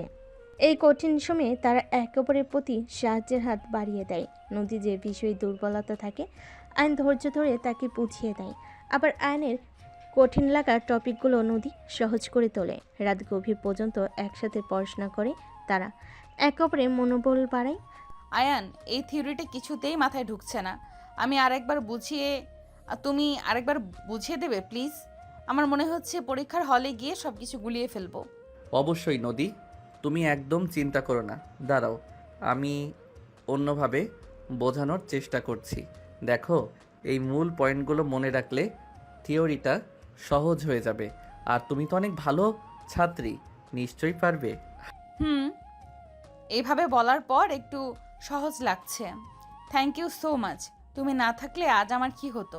আরে পাগলি, আমরা তো একে অপরের হেল্পের জন্যই আছি। তোমার কোনো সমস্যা হলে আমাকে বলবে, একদম দ্বিধা না করে। তারপর তাদের মাঝে কিছুক্ষণ নীরবতা থাকে। আয়ান বলে ওঠে, আচ্ছা নদী, তুমি কি এই অঙ্কটা একটু দেখবে? আমি দুবার করার পরেও উত্তর মিলছে না। মনে হচ্ছে কোথাও একটা ভুল করছি। দাঁড়াও দেখছি। তুমি এই জায়গায় ফর্মুলাটা ভুল বসিয়েছো, আর ক্যালকুলেশনেও একটু সমস্যা আছে। এইভাবে করো, দেখবে মিলে যাবে। ও হ্যাঁ, এবার বুঝতে পেরেছি। Thank you. তুমি না দেখালে আমি হয়তো সারা রাত এটাই নিয়ে পড়ে থাকতাম। আরে এটা তো সামান্য হেল্প। পরীক্ষায় ভালো রেজাল্ট করলে আমারও ভালো লাগবে। আমরা দুজনেই তো এত কষ্ট করছি। হ্যাঁ, ঠিক বলেছিস। এই কঠিন সময়টাতে তুমি পাশে আছিস বলে অনেক সাহস পাচ্ছি। তোমার কাছ থেকে অনেক কিছু শিখছি আমি। একসাথে পড়লে দেখবে পরীক্ষাটা ভালোই হবে। ইনশাল্লাহ। চলো আর কিছুক্ষণ পড়া যাক, সময় তো একদম কম। হ্যাঁ চলো। এই ব্যস্ততার মাঝেও অজান্তে তাদের মধ্যে এক নতুন বন্ধন তৈরি হয়। একে অপরের প্রতি সাহায্যের হাত বাড়িয়ে দেওয়া, কঠিন সময়ের পাশে থাকা, এসব কিছু তাদের সম্পর্ককে আরও গভীর করে তোলে। হয়তো তারা এখনও স্পষ্টভাবে সেই অনুভূতিকে নাম দিতে পারছে না, তবে তাদের নীরব বোঝাপড়া যেন এক নতুন দিগন্তের ইঙ্গিত দেয়। পরীক্ষার এই কঠিন সময়টা যেন তাদের যেন একে অপরের আরও কাছে নিয়ে আসে। গভীর রাতে পড়তে পড়তে আনে যখন কপালে বিন্দু বিন্দু ঘাম জমে, নদী আলতো হাতে টিস্যু দিয়ে তা মুছে দেয়। কোনো কথা না বলে শুধু তার চোখে থাকে কঞ্চানের নীরব ভাষা।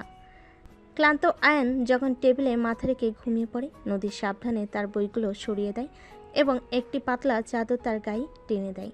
পরীক্ষার আগের রাতে আয়নের যখন ঘুম আসছিল না, অস্থিরভাবে পায়চারি করছিল, নদী এগিয়ে এসে তার হাতে হালকা গরম দুধের গ্লাস ধরিয়ে দেয়। এটা খেলে একটু আরাম পাবে। তার কণ্ঠস্বর এতটাই নরম থাকে যা আগে কখনো শোনা যায়নি। পরীক্ষার হলে প্রবেশের আগে আয়নের মুখ যখন শুকনো আর চিন্তিত দেখে, নদী তার হাত ধরে সামান্য চাপ দেয় এবং মৃদু হেসে বলে, ভয় নেই, সব পারবে। এই একটি বাক্য আয়নের মনে সাহস জুগিয়ে দেয়। কোনো একটি কঠিন প্রশ্নের উত্তরে আয়ন যখন হতাশ হয়ে পড়ে, নদী ধৈর্য ধরে তাকে বিভিন্নভাবে বুঝিয়ে দেয়, যতক্ষণ না সে পুরোপুরি বুঝতে পারে। পরীক্ষার পর আয়ন যখন ক্লান্তিতে ভেঙে পড়ে, নদী তার জন্য ঠান্ডা শরবত বানিয়ে আনে এবং পাশে বসে মাথায় হাত বুলিয়ে দেয়। এই ছোট ছোট নীরব কেয়ারিংগুলো আয়নের হৃদয়ে ছুঁয়ে যায়। নদী সেই কঠিন বাইরের আবরণে নিচে যে এত স্নেহ লুকিয়ে আছে তা ধীরে ধীরে অনুভব করতে পারে। অবশেষে সে মাহেন্দ্রক্ষণ উপস্থিত হয়। অনার্স দ্বিতীয় বর্ষের ফাইনাল পরীক্ষা শুরু হয়। এতদিনের অক্লান্ত পরিশ্রম আর রাতের পর রাত জেগে করা প্রস্তুতির অগ্নি পরীক্ষা। ভার্সিটির পরীক্ষার হলগুলোতে শিক্ষার্থীদের চাপা উত্তেজনা আর সিরিয়াসনেস স্পষ্ট দেখা যায়। প্রথম দিনের পরীক্ষা শুরু হয় নির্দিষ্ট সময়ে। আয়নার নদী দুজনেই শান্তভাবে হলে প্রবেশ করে নিজেদের আসনে বসে। প্রশ্নপত্র হাতে পাওয়ার পর কিছুক্ষণ নীরবতা, তারপর ধীরে ধীরে কলম চলতে শুরু করে। এতদিন ধরে যা পড়েছে, যা বুঝেছে, সব কিছু উজাড় করে দেওয়ার পালা। পরীক্ষার দিনগুলো যেন এক তীব্র স্রোতের মতো বয়ে দিয়ে যেতে থাকে। প্রতিদিন সকালে ঘুম থেকে ওঠা, পরীক্ষার হলে যাওয়া, মনোযোগ দিয়ে লেখা এবং ফিরে এসে পরের পরীক্ষার প্রস্তুতি নেওয়া, এই রুটিনের বাইরে আর কিছুই থাকে না তাদের জীবনে। এই সময়টাতে বাইরের জগতের সাথে তাদের প্রায় কোনো যোগাযোগ থাকে না, শুধু একটি লক্ষ্য, ভালোভাবে পরীক্ষা দেওয়া। পরীক্ষার ফাঁকে যখন সামান্য সময় মেলে, তখন আয়নার নদীর দেখা হয়। ক্লান্ত মুখে একে অপরের দিকে তাকিয়ে তারা নীরবে সাহস যোগায়। হয়তো দুজনের চোখই বলে দেয় আমরা পারবো। কোনো দিন পরীক্ষার কঠিন প্রশ্ন হলে দুজনেই কিছুটা হতাশ হয়ে পড়ে, কিন্তু পরক্ষণে আবার নিজেদের সামলে নেয় এবং দ্বিগুণ উৎসাহে পরের পরীক্ষার জন্য প্রস্তুতি শুরু করে। একটি পরীক্ষার পর যখন আয়ন খুব চিন্তিত হয়ে পড়ে, তখন তার প্রশ্নের উত্তর নিয়ে নদী তাকে সান্ত্বনা দেয়। যা লিখেছ ঠিক লিখেছ, এখন পরের পরীক্ষার জন্য মন দাও। আবার যখন নদীর কোনো একটি বিষয়ে সংশয় থাকে, আইন চেষ্টা করে তার সেই দ্বিধা দূর করতে। অবশেষে সেই দিনের সমাপ্তি ঘটে, যে দিনের জন্য তারা এত মাস ধরে অপেক্ষা করছিল। অনার্স ফাইনাল পরীক্ষার শেষ দিন। পরীক্ষার হল থেকে বেরিয়ে আসতেই আইন আর নদীর মুখে দেখা যায় এক নির্মল আনন্দের ঝিলিক। এতদিনের মানসিক চাপ আর উদ্বেগের অবসান যেন তাদের হালকা করে দেয়। ফাইনালি শেষ হলো, বিশ্বাস হচ্ছে না আর কোনো পরীক্ষা নেই। হ্যাঁ, আমারও মনে হচ্ছে মাথার উপর থেকে একটা বিশাল পাথর নেমে গেল। তুমি কি ভাবছো? পরীক্ষা কেমন হলো? আমার তো মনে হয় মোটামুটি ভালোই হয়েছে। কিছু প্রশ্ন একটু কঠিন ছিল, তবে সব মিলিয়ে ঠিক আছে। আমারও তাই মনে হয়। দুই একটা প্রশ্ন একটু কনফিউজিং ছিল, কিন্তু বাকিগুলো লিখতে পেরেছি। এতদিনের কষ্টের একটা শেষ তো হলো। হ্যাঁ, এবার একটু শান্তি পাওয়া যাবে, আর সেই সাথে রেজাল্টের জন্য অপেক্ষা করার টেনশনও শুরু হবে। রেজাল্ট যাই হোক, আমরা তো নিজেদের সেরাটা দিয়েছি, তাই না? সেটাই আসল কথা। একদম ঠিক বলেছ। আর এই কঠিন সময়টাতে তুমি যেভাবে পাশে ছিলে, তার জন্য অনেক ধন্যবাদ। তোমার হেল্প না পেলে হয়তো এত ভালোভাবে পরীক্ষা দিতে পারতাম না। আরে, তুমিও তো কম সাহায্য করনি। একসাথে না পড়লে আমারও অনেক সমস্যা হতো। আসলে এই পুরো জার্নিটাতে আমরা দুজনেই একে অপরের পাশে ছিলাম। হ্যাঁ, তুমি ঠিক বলেছ। একসাথে পথ চললে সব বাধাই পার হওয়া যায়। চলো এবার বাড়ি ফেরা যাক। মা বাবা নিশ্চয়ই অপেক্ষা করছে। আর আমার তো মনে হচ্ছে আজ একটু ভালো করে ঘুমাবো। হ্যাঁ চলো, আমারও আর তর সইছে না। এতদিনের ক্লান্তিটা এবার একটু দূর করা দরকার। পরীক্ষার হলের বাইরে দাঁড়িয়ে তারা দুজন একে অপরের দিকে তাকায়। তাদের চোখে মুখে ক্লান্তির ছাপ থাকলেও সেখানে ছিল এক গভীর তৃপ্তি আর একে অপরের প্রতি কৃতজ্ঞতা অনুভূতির। দীর্ঘ একটা কঠিন সময় তারা একসাথে পার করেছে, আর সেই পথে চলার অজান্তেই তারা তাদের সম্পর্কে আরও এক ধাপ এগিয়ে গেছে। সেদিন বিকেলবেলায় নদী তার নিজের ঘরে বসে মোবাইলে কিছু দেখছিল। এমন সময় আইন দরজায় এসে দাঁড়ায়। এই যে ম্যাডাম, কি করছেন? পরীক্ষা তো শেষ, চলো না একটু ঘুরে আসি। এতদিনের ধকলের পর একটু রিফ্রেশমেন্ট দরকার। ঘুরতে? কোথায়? যেখানে তোমার ভালো লাগে, আশেপাশে কোথাও হেঁটে আসা যাক, কিংবা কোনো কফি শপে বসে কিছুক্ষণ গল্প করা যেতে পারে। মনটা একটু হালকা হবে। যেতে তো ইচ্ছে করছে, চলো তাহলে। রেডি হতে কতক্ষণ লাগবে তোমার? আমি তো রেডিই আছি, তুমি চলো। নদীর সম্মতি শুনে আয়নের মুখ উজ্জ্বল হয়ে ওঠে। এতদিনে চাপা উত্তেজনা আর ক্লান্তির পর একটু বাইরে ঘুরে এলে ভালো লাগবে, এটা সে বুঝতে পারছিল। তাহলে সন্ধ্যাবেলায় রেডি থেকো, একটা শাড়ি পরো। কেন? শাড়ি পরার কি দরকার? এমনিতেই ভাবছি আজ আমরা দুজনে একসাথে ম্যাচিং ড্রেস পরে ঘুরতে যাব, দেখতে ভালো লাগবে।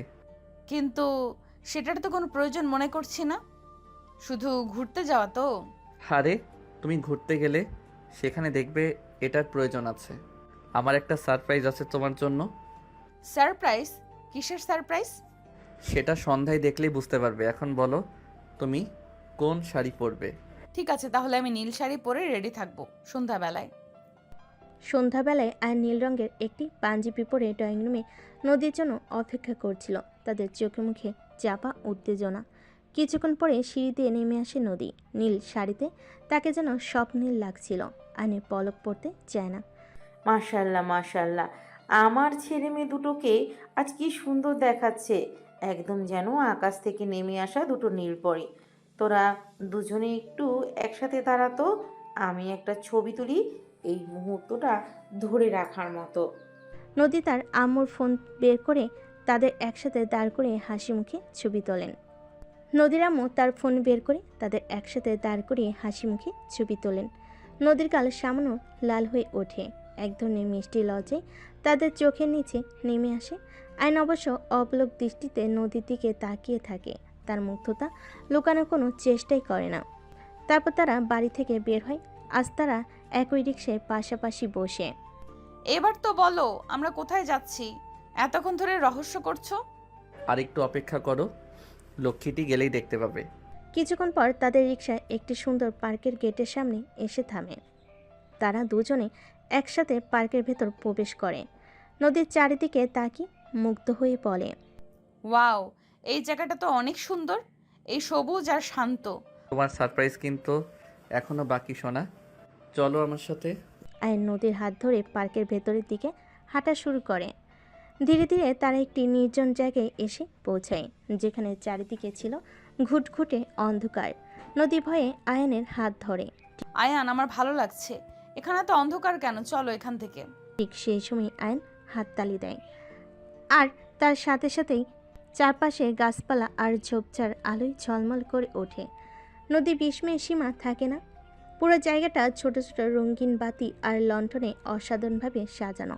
মাঝখানে একটি ছোট্ট মঞ্চের মতো তৈরি করা, সেখানে কিছু মোমবাতি জ্বলছে। নদী মুগ্ধ হয়ে চারিদিকে তাকিয়ে থাকে। নদী মুগ্ধ হয়ে চারিদিকে তাকিয়ে থাকে। ঘোর লাগা চোখে সে আয়নের দিকে ফিরে কিছু বলবে, ঠিক তখনই আয়ন তার পকেট থেকে একটি ছোট ভেলভেটের বক্স বের করে, হাঁটু গেয়ে বসে। তার চোখে গভীর ভালোবাসা নিয়ে নদীর দিকে তাকিয়ে থাকে। সেই প্রথম দিন থেকে আমার এই হৃদয় শুধু তোমারই জন্য ধুকপুক করেছে। তোমার দুষ্টু মিষ্টি হাসি, তোমার রাগ, তোমার অভিমান সব কিছু আমার কাছে অমূল্য। আজ এই সুন্দর সন্ধ্যায় আমি তোমাকে আমার জীবনসঙ্গী হিসেবে চাই। তুমি কি আমার হবে নদী? তুমি কি আমার সাথে? নদীর চোখে জল চিকচিক করে ওঠে। এতদিন লুকানো ভালোবাসা আস্থা পূর্ণতা যেন পেতে চলেছে। তার ঠোঁটের কোণে ধীরে ধীরে হাসি ফোটে। হ্যাঁ আয়ান, আমি তোমার সাথে সারা জীবন থাকতে চাই। আয়ন আনন্দে আংটিটি নদীর আঙ্গুলে পরিয়ে দেয়। তারপর দুজনে গভীর ভালোবাসায় আবদ্ধ হয়ে রোমান্টিকভাবে দুজন দুজনকে জড়িয়ে ধরে। চারপাশে আলো আর নীরবতা যেন তাদের ভালোবাসার সাক্ষী থাকে। এই দুষ্টু ভালোবাসার আজ সুন্দর পরিণত হলো। পরের দিন সকালে নদী তার বাবা মাকে একসাথে ডেকে আনে। কিছুটা নার্ভাস, কিছুটা উত্তেজিত হয়ে সে তাদের সামনে দাঁড়ায়। পাশে সে দাঁড়ায় আয়নও। মা বাবা, আমি তোমাদের একটা কথা বলতে চাই। আসলে আমি আয়ানকে ভালোবাসি এবং আমি আয়ানকে বিয়ে করতে চাই। নদীর কথা শুনে তার মায়ের মুখ প্রথমে গম্ভীর হয়ে যায়। তিনি যেন বিশ্বাস করতে পারছিলেন না যা শুনলেন। কি বলছিস তুই এসব? ভালো করে ভেবে দেখছিস তো? এটা কি ছেলে খেলা নাকি? না মা, আমি খুব সিরিয়াস। আমি সত্যি আয়ানকে ভালোবাসি। ও আমার জীবনে কতটা গুরুত্বপূর্ণ তা আমি এখন বুঝতে পারছি। নদী তার মাকে বোঝানোর চেষ্টা করে, আয়নও ভালো দিকগুলো তুলে ধরে, কিন্তু তার মা প্রথমে কিছুতেই রাজি হতে চান না। কিছুক্ষণ ধরে মা ও মেয়ের মধ্যে আলোচনা চলতে থাকে। এক পর্যায়ে নদীর মা হেসে ওঠেন। আরে বোকামে, তোদের বিয়ে তো ছোটবেলা থেকেই আমরা ঠিক করে রেখেছি। কি বলছো তুমি মা? হ্যাঁ রে পাগলি, যখন তোরা ছোট ছিলি তখনই তোর বাবার সাথে আমার কথা হয়েছিল। আমরা ভেবেছিলাম তোদের পড়াশোনা শেষ হওয়ার পর আনুষ্ঠানিকভাবে সব হবে, কিন্তু তোরা যখন এখন নিজেরাই এই সিদ্ধান্ত নিয়েছিস তখন আর আমাদের কি বলার থাকতে পারে? আমাদের কোনো আপত্তি নেই। সারা জীবন থাকবে? সত্যি বলছেন আন্টি? হ্যাঁ বাবা, আমার তো মনে হয় এই বাড়ির লক্ষ্মী বউ হয়ে এসেছিস তুই। আচ্ছা দাঁড়া তাহলে, আমি এখনই আয়ানের বাসায় ফোন করে খবরটা দিই। আর আমি বরং মিষ্টির দোকান থেকে ভালো দেখে কিছু মিষ্টি নিয়ে আসি। নদী আর আয়নের মুখে তখন বাদ ভাঙ্গা হাসি। এতদিনের প্রতীক্ষার পর অবশেষে তাদের ভালোবাসার স্বপ্ন সত্যি হতে চলেছে। তাদের পরিবারও তাদের খুশিতে সামিল। চারিদিকে আনন্দের বন্যা বয়ে যায়। এরপর দু পরিবারের সম্মতিতে তাদের বিয়ের দিনক্ষণ ঠিক করা হয়। 1 সপ্তাহ পর বিয়ের নিয়ম অনুযায়ী বিয়ের কয়েকদিন আগে বর ও কনে নিজেদের বাড়ি থাকতে হয়। তাই আয়ন মন খারাপ করে নদীর বাড়ি থেকে বিদায় নেয় এবং নিজের বাড়ির দিকে রওনা হয়। যদিও তারা একই শহরে থাকে, তবু এই কটা দিন যেন তাদের কাছে যুগের সমান মনে হয়। একে অপরের সান্নিধ্য ছাড়া সময় কাটানো দুষ্কর হয়ে পড়ে। দুজনেই ভেতরে ভেতরে অস্থিরতা অনুভব করে। রাতের নিস্তব্ধতায় যখন চারপাশ শান্ত হয়ে যায়, তখন নদীর মোবাইল বেজে ওঠে। স্ক্রিনে ভেসে ওঠে আয়নের নাম। হ্যালো, নদী, জেগে আছিস? এই তো কিছুক্ষণ আগে ঘুম ভেঙেছে। তুমি কি ঘুমাওনি এখনো? ঘুম আর আসে নাকি পাগলি? তোমাকে খুব মিস করছি। মনে হচ্ছে কতদিন দেখিনি তোমায়। আমারও একই অবস্থা আয়ান। প্রতিটা মুহূর্ত যেন কাটতেই চাইছে না। মনে হচ্ছে সময় থমকে দাঁড়িয়েছে। আর মাত্র 3 দিন নদী, তারপর আমরা দুজনে সবসময় একসাথে থাকব। আর কোনো দূরত্ব থাকবে না। তুমি শুধু একটু ধৈর্য ধরো। সেদিনের জন্য আমি অধীর আগ্রহে অপেক্ষা করছি। তোমাকে খুব দেখতে ইচ্ছে করছে আয়ান। আমারও তো তাই। আমার লক্ষ্মী বউ। আর 3টে দিন, তারপর সব অপেক্ষার শেষ। সাবধানে থেকো। ভালোবাসি তোমায়। ভালোবাসি তোমাকেও আয়ান। শুভরাত্রি। শুভরাত্রি আমার জীবন। ফোনের ওপরে কথোপকথন শেষ হয়, কিন্তু দুজনের মনে ভালোবাসার উষ্ণতা লেগে থাকে। দূরত্বের এই কয়েকটা দিন যেন তাদের ভালোবাসাকে আরও গভীর করে তোলে। অবশেষে সেই প্রতীক্ষিত দিনটি এসে উপস্থিত হলো। আয়নার নদীর আকদ অনুষ্ঠানের দিন। সকাল থেকেই উৎসবের আমেজ চারিদিকে। নদীর বাড়ি সেজে উঠেছে ঝলমলে আলোয়। রঙিন ফুল আর পাতায় আত্মীয় স্বজন বন্ধুবান্ধব সকলে পদচারণায় মুখরিত প্রাঙ্গণ। আয়নের বন্ধুরাও এসে জুটেছে বরযাত্রী হয়ে। তাদের হাসি খুশি মুখ আর উৎসব জানান দিচ্ছে আজকের দিনটি কতটা স্পেশাল। গেটের কাছে আয়ন গাড়ি থেকে নামতেই সাইফার আকাশ এগিয়ে এসে তার হাত ধরে টানাটানি শুরু করে। কিরে দোস্ত, আজ তো তোর লাইফ সেট। আর আমাদের পাবি কোথায়? ভাবিস না যেন ভুলে যাবি আমাদের। হ্যাঁ বৌদি, একা হয়ে গেলে মাঝে মাঝে আমাদের খবর নিস। আর আমরাও আসবো তোদের নতুন সংসার দেখতে। এই তোরা থাম তো। আজ অন্তত একটু সিরিয়াস হ। আর তোদের ছাড়া আমি চলবো নাকি? সময় পেলেই আসিস। অন্যদিকে নদীর বান্ধবীরাও সেজেগুজে অপেক্ষা করছে তাদের প্রিয় বান্ধবীর জন্য। নদীর রুমে তখন সাজগোজের প্রায় শেষের দিকে। শিলা আর মিম নদীর চারপাশে ঘুরঘুর করছে। কিরে নদী, আজ তো তোর সেই দুষ্ট ছেলেটার সাথে শুভ পরিণয়। বিশ্বাস হচ্ছে না এত তাড়াতাড়ি সব হয়ে গেল। হ্যাঁ রে, আর দেখ তো তোকে আজ কি সুন্দর লাগছে, একদম হুরের মতন। আয়ন তো আজ তোর দিক থেকে চোখ ফেরাতেই পারবে না। আরে লজ্জা কিসের, আজ তো তোর স্পেশাল দিন। আর আয়নকে তো আমরা চিনি সেই কলেজ থেকে। ছেলেটা তোকে পাগলের মতো ভালোবাসে। তোদের জুটিটা সবসময় হিট। তোরা থামবি? কি যা তা বলছিস? আর একটু পরেই তো সবাই এসে পড়বে। প্লিজ তোরা চুপ কর। আমার কেমন কেমন লাগছে। শুভক্ষণে শেরওয়ানি পাঞ্জাবি পরিহিত আয়ন এসে পৌঁছে নদীর বাড়ির আঙ্গিনায়। তার চোখে মুখে আজ অন্যরকম এক দীপ্তি, দীর্ঘদিনের লালিত স্বপ্ন পূরণের আনন্দ। নদীর সাজসজ্জাও কোনো অংশে কম নেই। লাল লেহেঙ্গা, সোনার গহনা আর ফুলের মালায় তাকে অপরূপ দেখাচ্ছে। অবশেষে বধূ বেশে নদীর মিষ্টি হাসি যেন সকলের মন জয় করে নেয়। বান্ধবীদের টিপ্পণীতে আর তার গালও আরও লাল হয়ে ওঠে। এরপর শুরু হয় আকদ অনুষ্ঠানের মূল পর্ব। কাজী সাহেব কোরআন তেলাওয়াত করেন এবং বিয়ের নিয়মকানুন বুঝিয়ে বলেন। উভয় পক্ষের সম্মতিতে সম্পূর্ণ হয় আকদ। আত্মীয় স্বজন আর বন্ধুদের দোয়ায় তাদের নতুন জীবন শুরু হয়। চারপাশে ধ্বনিত হয় মোবারকবাদ। আয়নার নদীর চোখে মুখে আজ শুধু ভালোবাসার প্রতিচ্ছবি। তাদের দুষ্টু মিষ্টি ভালোবাসায় পরিণতি পায় এক পবিত্র বন্ধনে। অনুষ্ঠানের পর নদীর ঘরে আলো আধারিতে ভরে ওঠে। গোলাপ আর জুঁই ফুলের মিষ্টি গন্ধে বাতাস ভারী। নদীর বান্ধবীরা তাকে নতুন বধূর সাজে সজ্জিত করে বিদায় জানে। চোখে মুখে দুষ্ট হাসির ঝিলিক। লজ্জায় রাঙা নদীর মুখ আরও মায়াবী হয়ে ওঠে। দরজার ওপাশে অধীর আঁখে অপেক্ষা করছিল আয়ান। ভেতরে প্রবেশ করতে তার চোখে পড়ে এক স্বপ্নের প্রতিচ্ছবি। নদীর স্নিগ্ধ সৌন্দর্য তার হৃদয় আপ্লুত করে তোলে। ধীরে ধীরে এগিয়ে যায় সে নদীর দিকে।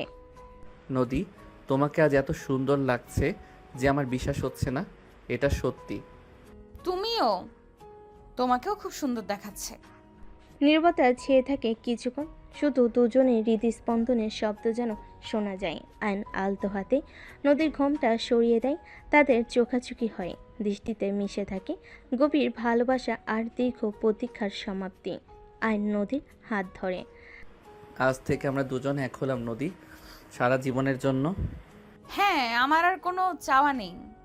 আয়ন হাত ধরে কাছে টেনে নেয়। তাদের প্রথম স্পর্শে মিশে থাকে রোমাঞ্চ আর ভালোবাসার উষ্ণতা। তারা একে অপরের দিকে তাকিয়ে হাসে। সেই হাসিতে থাকে ভবিষ্যতের স্বপ্ন আর একসাথে পথ চলার অঙ্গীকার। রাতের নীরবতা ভেঙে তার নিজেদের জীবনের গল্পে মশগুল হয়। ফেলে আসা দিনের দুষ্টামি, ভালোবাসা আর অপেক্ষার কথা তারা একে অপরের সাথে ভাগ করে নেয়। ধীরে ধীরে ভালোবাসার উষ্ণ আলিঙ্গনে তারা আরও কাছে আসে। নদী আয়নের বুকে মাথা রেখে শুয়েছিল। জান, গুড নাইট। গুড নাইট মানে? হ্যাঁ, আমার খুব ঘুম পাচ্ছে, গুড নাইট। ঘুম পাচ্ছে তাই না? দাঁড়াও, দেখাচ্ছি। নদী আয়নের বুক থেকে মাথা তুলে আয়নের ঠোঁটে কিস করবে, তখনই আয়ন বলে, এই না, একদম না। কেন, কি হয়েছে? আগের বার আমি কিস করেছিলাম বলে আমার ঠোঁটগুলো কামড়ে দিয়েছো, আর এখন নিজে থেকে কিস করতে আসছো। কে জানি আজ কি। নদী আয়নের কথা শেষ হতে দিল না। আয়নের ঠোঁটে ঠোঁট ডুবিয়ে দেয়। আয়নও নদীকে রেসপন্স করে। আয়ন নদীকে খাটে ফেলে নদীর উপরে উঠে নদীকে কিস করছে। এক মিনিট, এই দর্শকগুলো তো দেখি অনেক লুচু। আমাদের বাসর ঘর দেখছে, আমাদের বুঝি লজ্জা করে না? এই যে দর্শক, আমার বউটা লজ্জা বেশি তো, বুঝলেন তো? এখন আপনারা আমাদের হ্যাপি এন্ডিংটা শুনে গল্পে একটা লাইক আর চ্যানেল সাবস্ক্রাইব করে চলে যান। দর্শক, আমাদের নায়ক কি বলো বুঝলেন তো? অবশ্যই লাইক ও কমেন্ট করে চ্যানেলটা সাবস্ক্রাইব করবেন। আচ্ছা, তাহলে গল্পের শেষ অংশ শুনুন। সেই রাতে আলো আঁধারির মায়াবী পরিবেশে তাদের দুষ্টামি, ভালোবাসা পূর্ণতা পায় এক নতুন সম্পর্কের শুরুতে। তাদের বাসরাত হয়ে ওঠে ভালোবাসার এক পবিত্র মিলন ক্ষেত্র। আর এভাবে সকল বাধার ভুল বোঝাবুঝি অবসান ঘটিয়ে আয়ন আর নদীর দুষ্টু মিষ্টি ভালোবাসার এক সুন্দর পরিণতি ঘটল। তাদের সম্পর্কের শুরুতে হয়তো তিক্ততা আর দূরত্ব ছিল, কিন্তু ধীরে ধীরে একে অপরের প্রতি বিশ্বাস, সহানুভূতি আর ভালোবাসার উষ্ণতায় সেই দূরত্ব ঘুচে যায়। তাদের ভালোবাসার জয় হয়, তারা আবদ্ধ হয় এক পবিত্র বন্ধনে। এই গল্পের শিক্ষা এটা যে সত্যিকারের ভালোবাসা কখনো সহজে হার মানে না। হয়তো শুরুতে অনেক প্রতিবন্ধকতা আসে, অনেক ভুল বোঝাবুঝি তৈরি হয়, কিন্তু যদি দুটি হৃদয় একে অপরের জন্য খাঁটি হয়, তবে সব বাধা অতিক্রম করে তারা মিলিত হবে।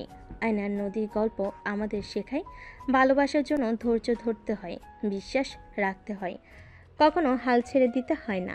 আর হ্যাঁ, ভালোবাসার বহিঃপ্রকাশ সবসময় মিষ্টি বা রোমান্টিক নাও হতে পারে।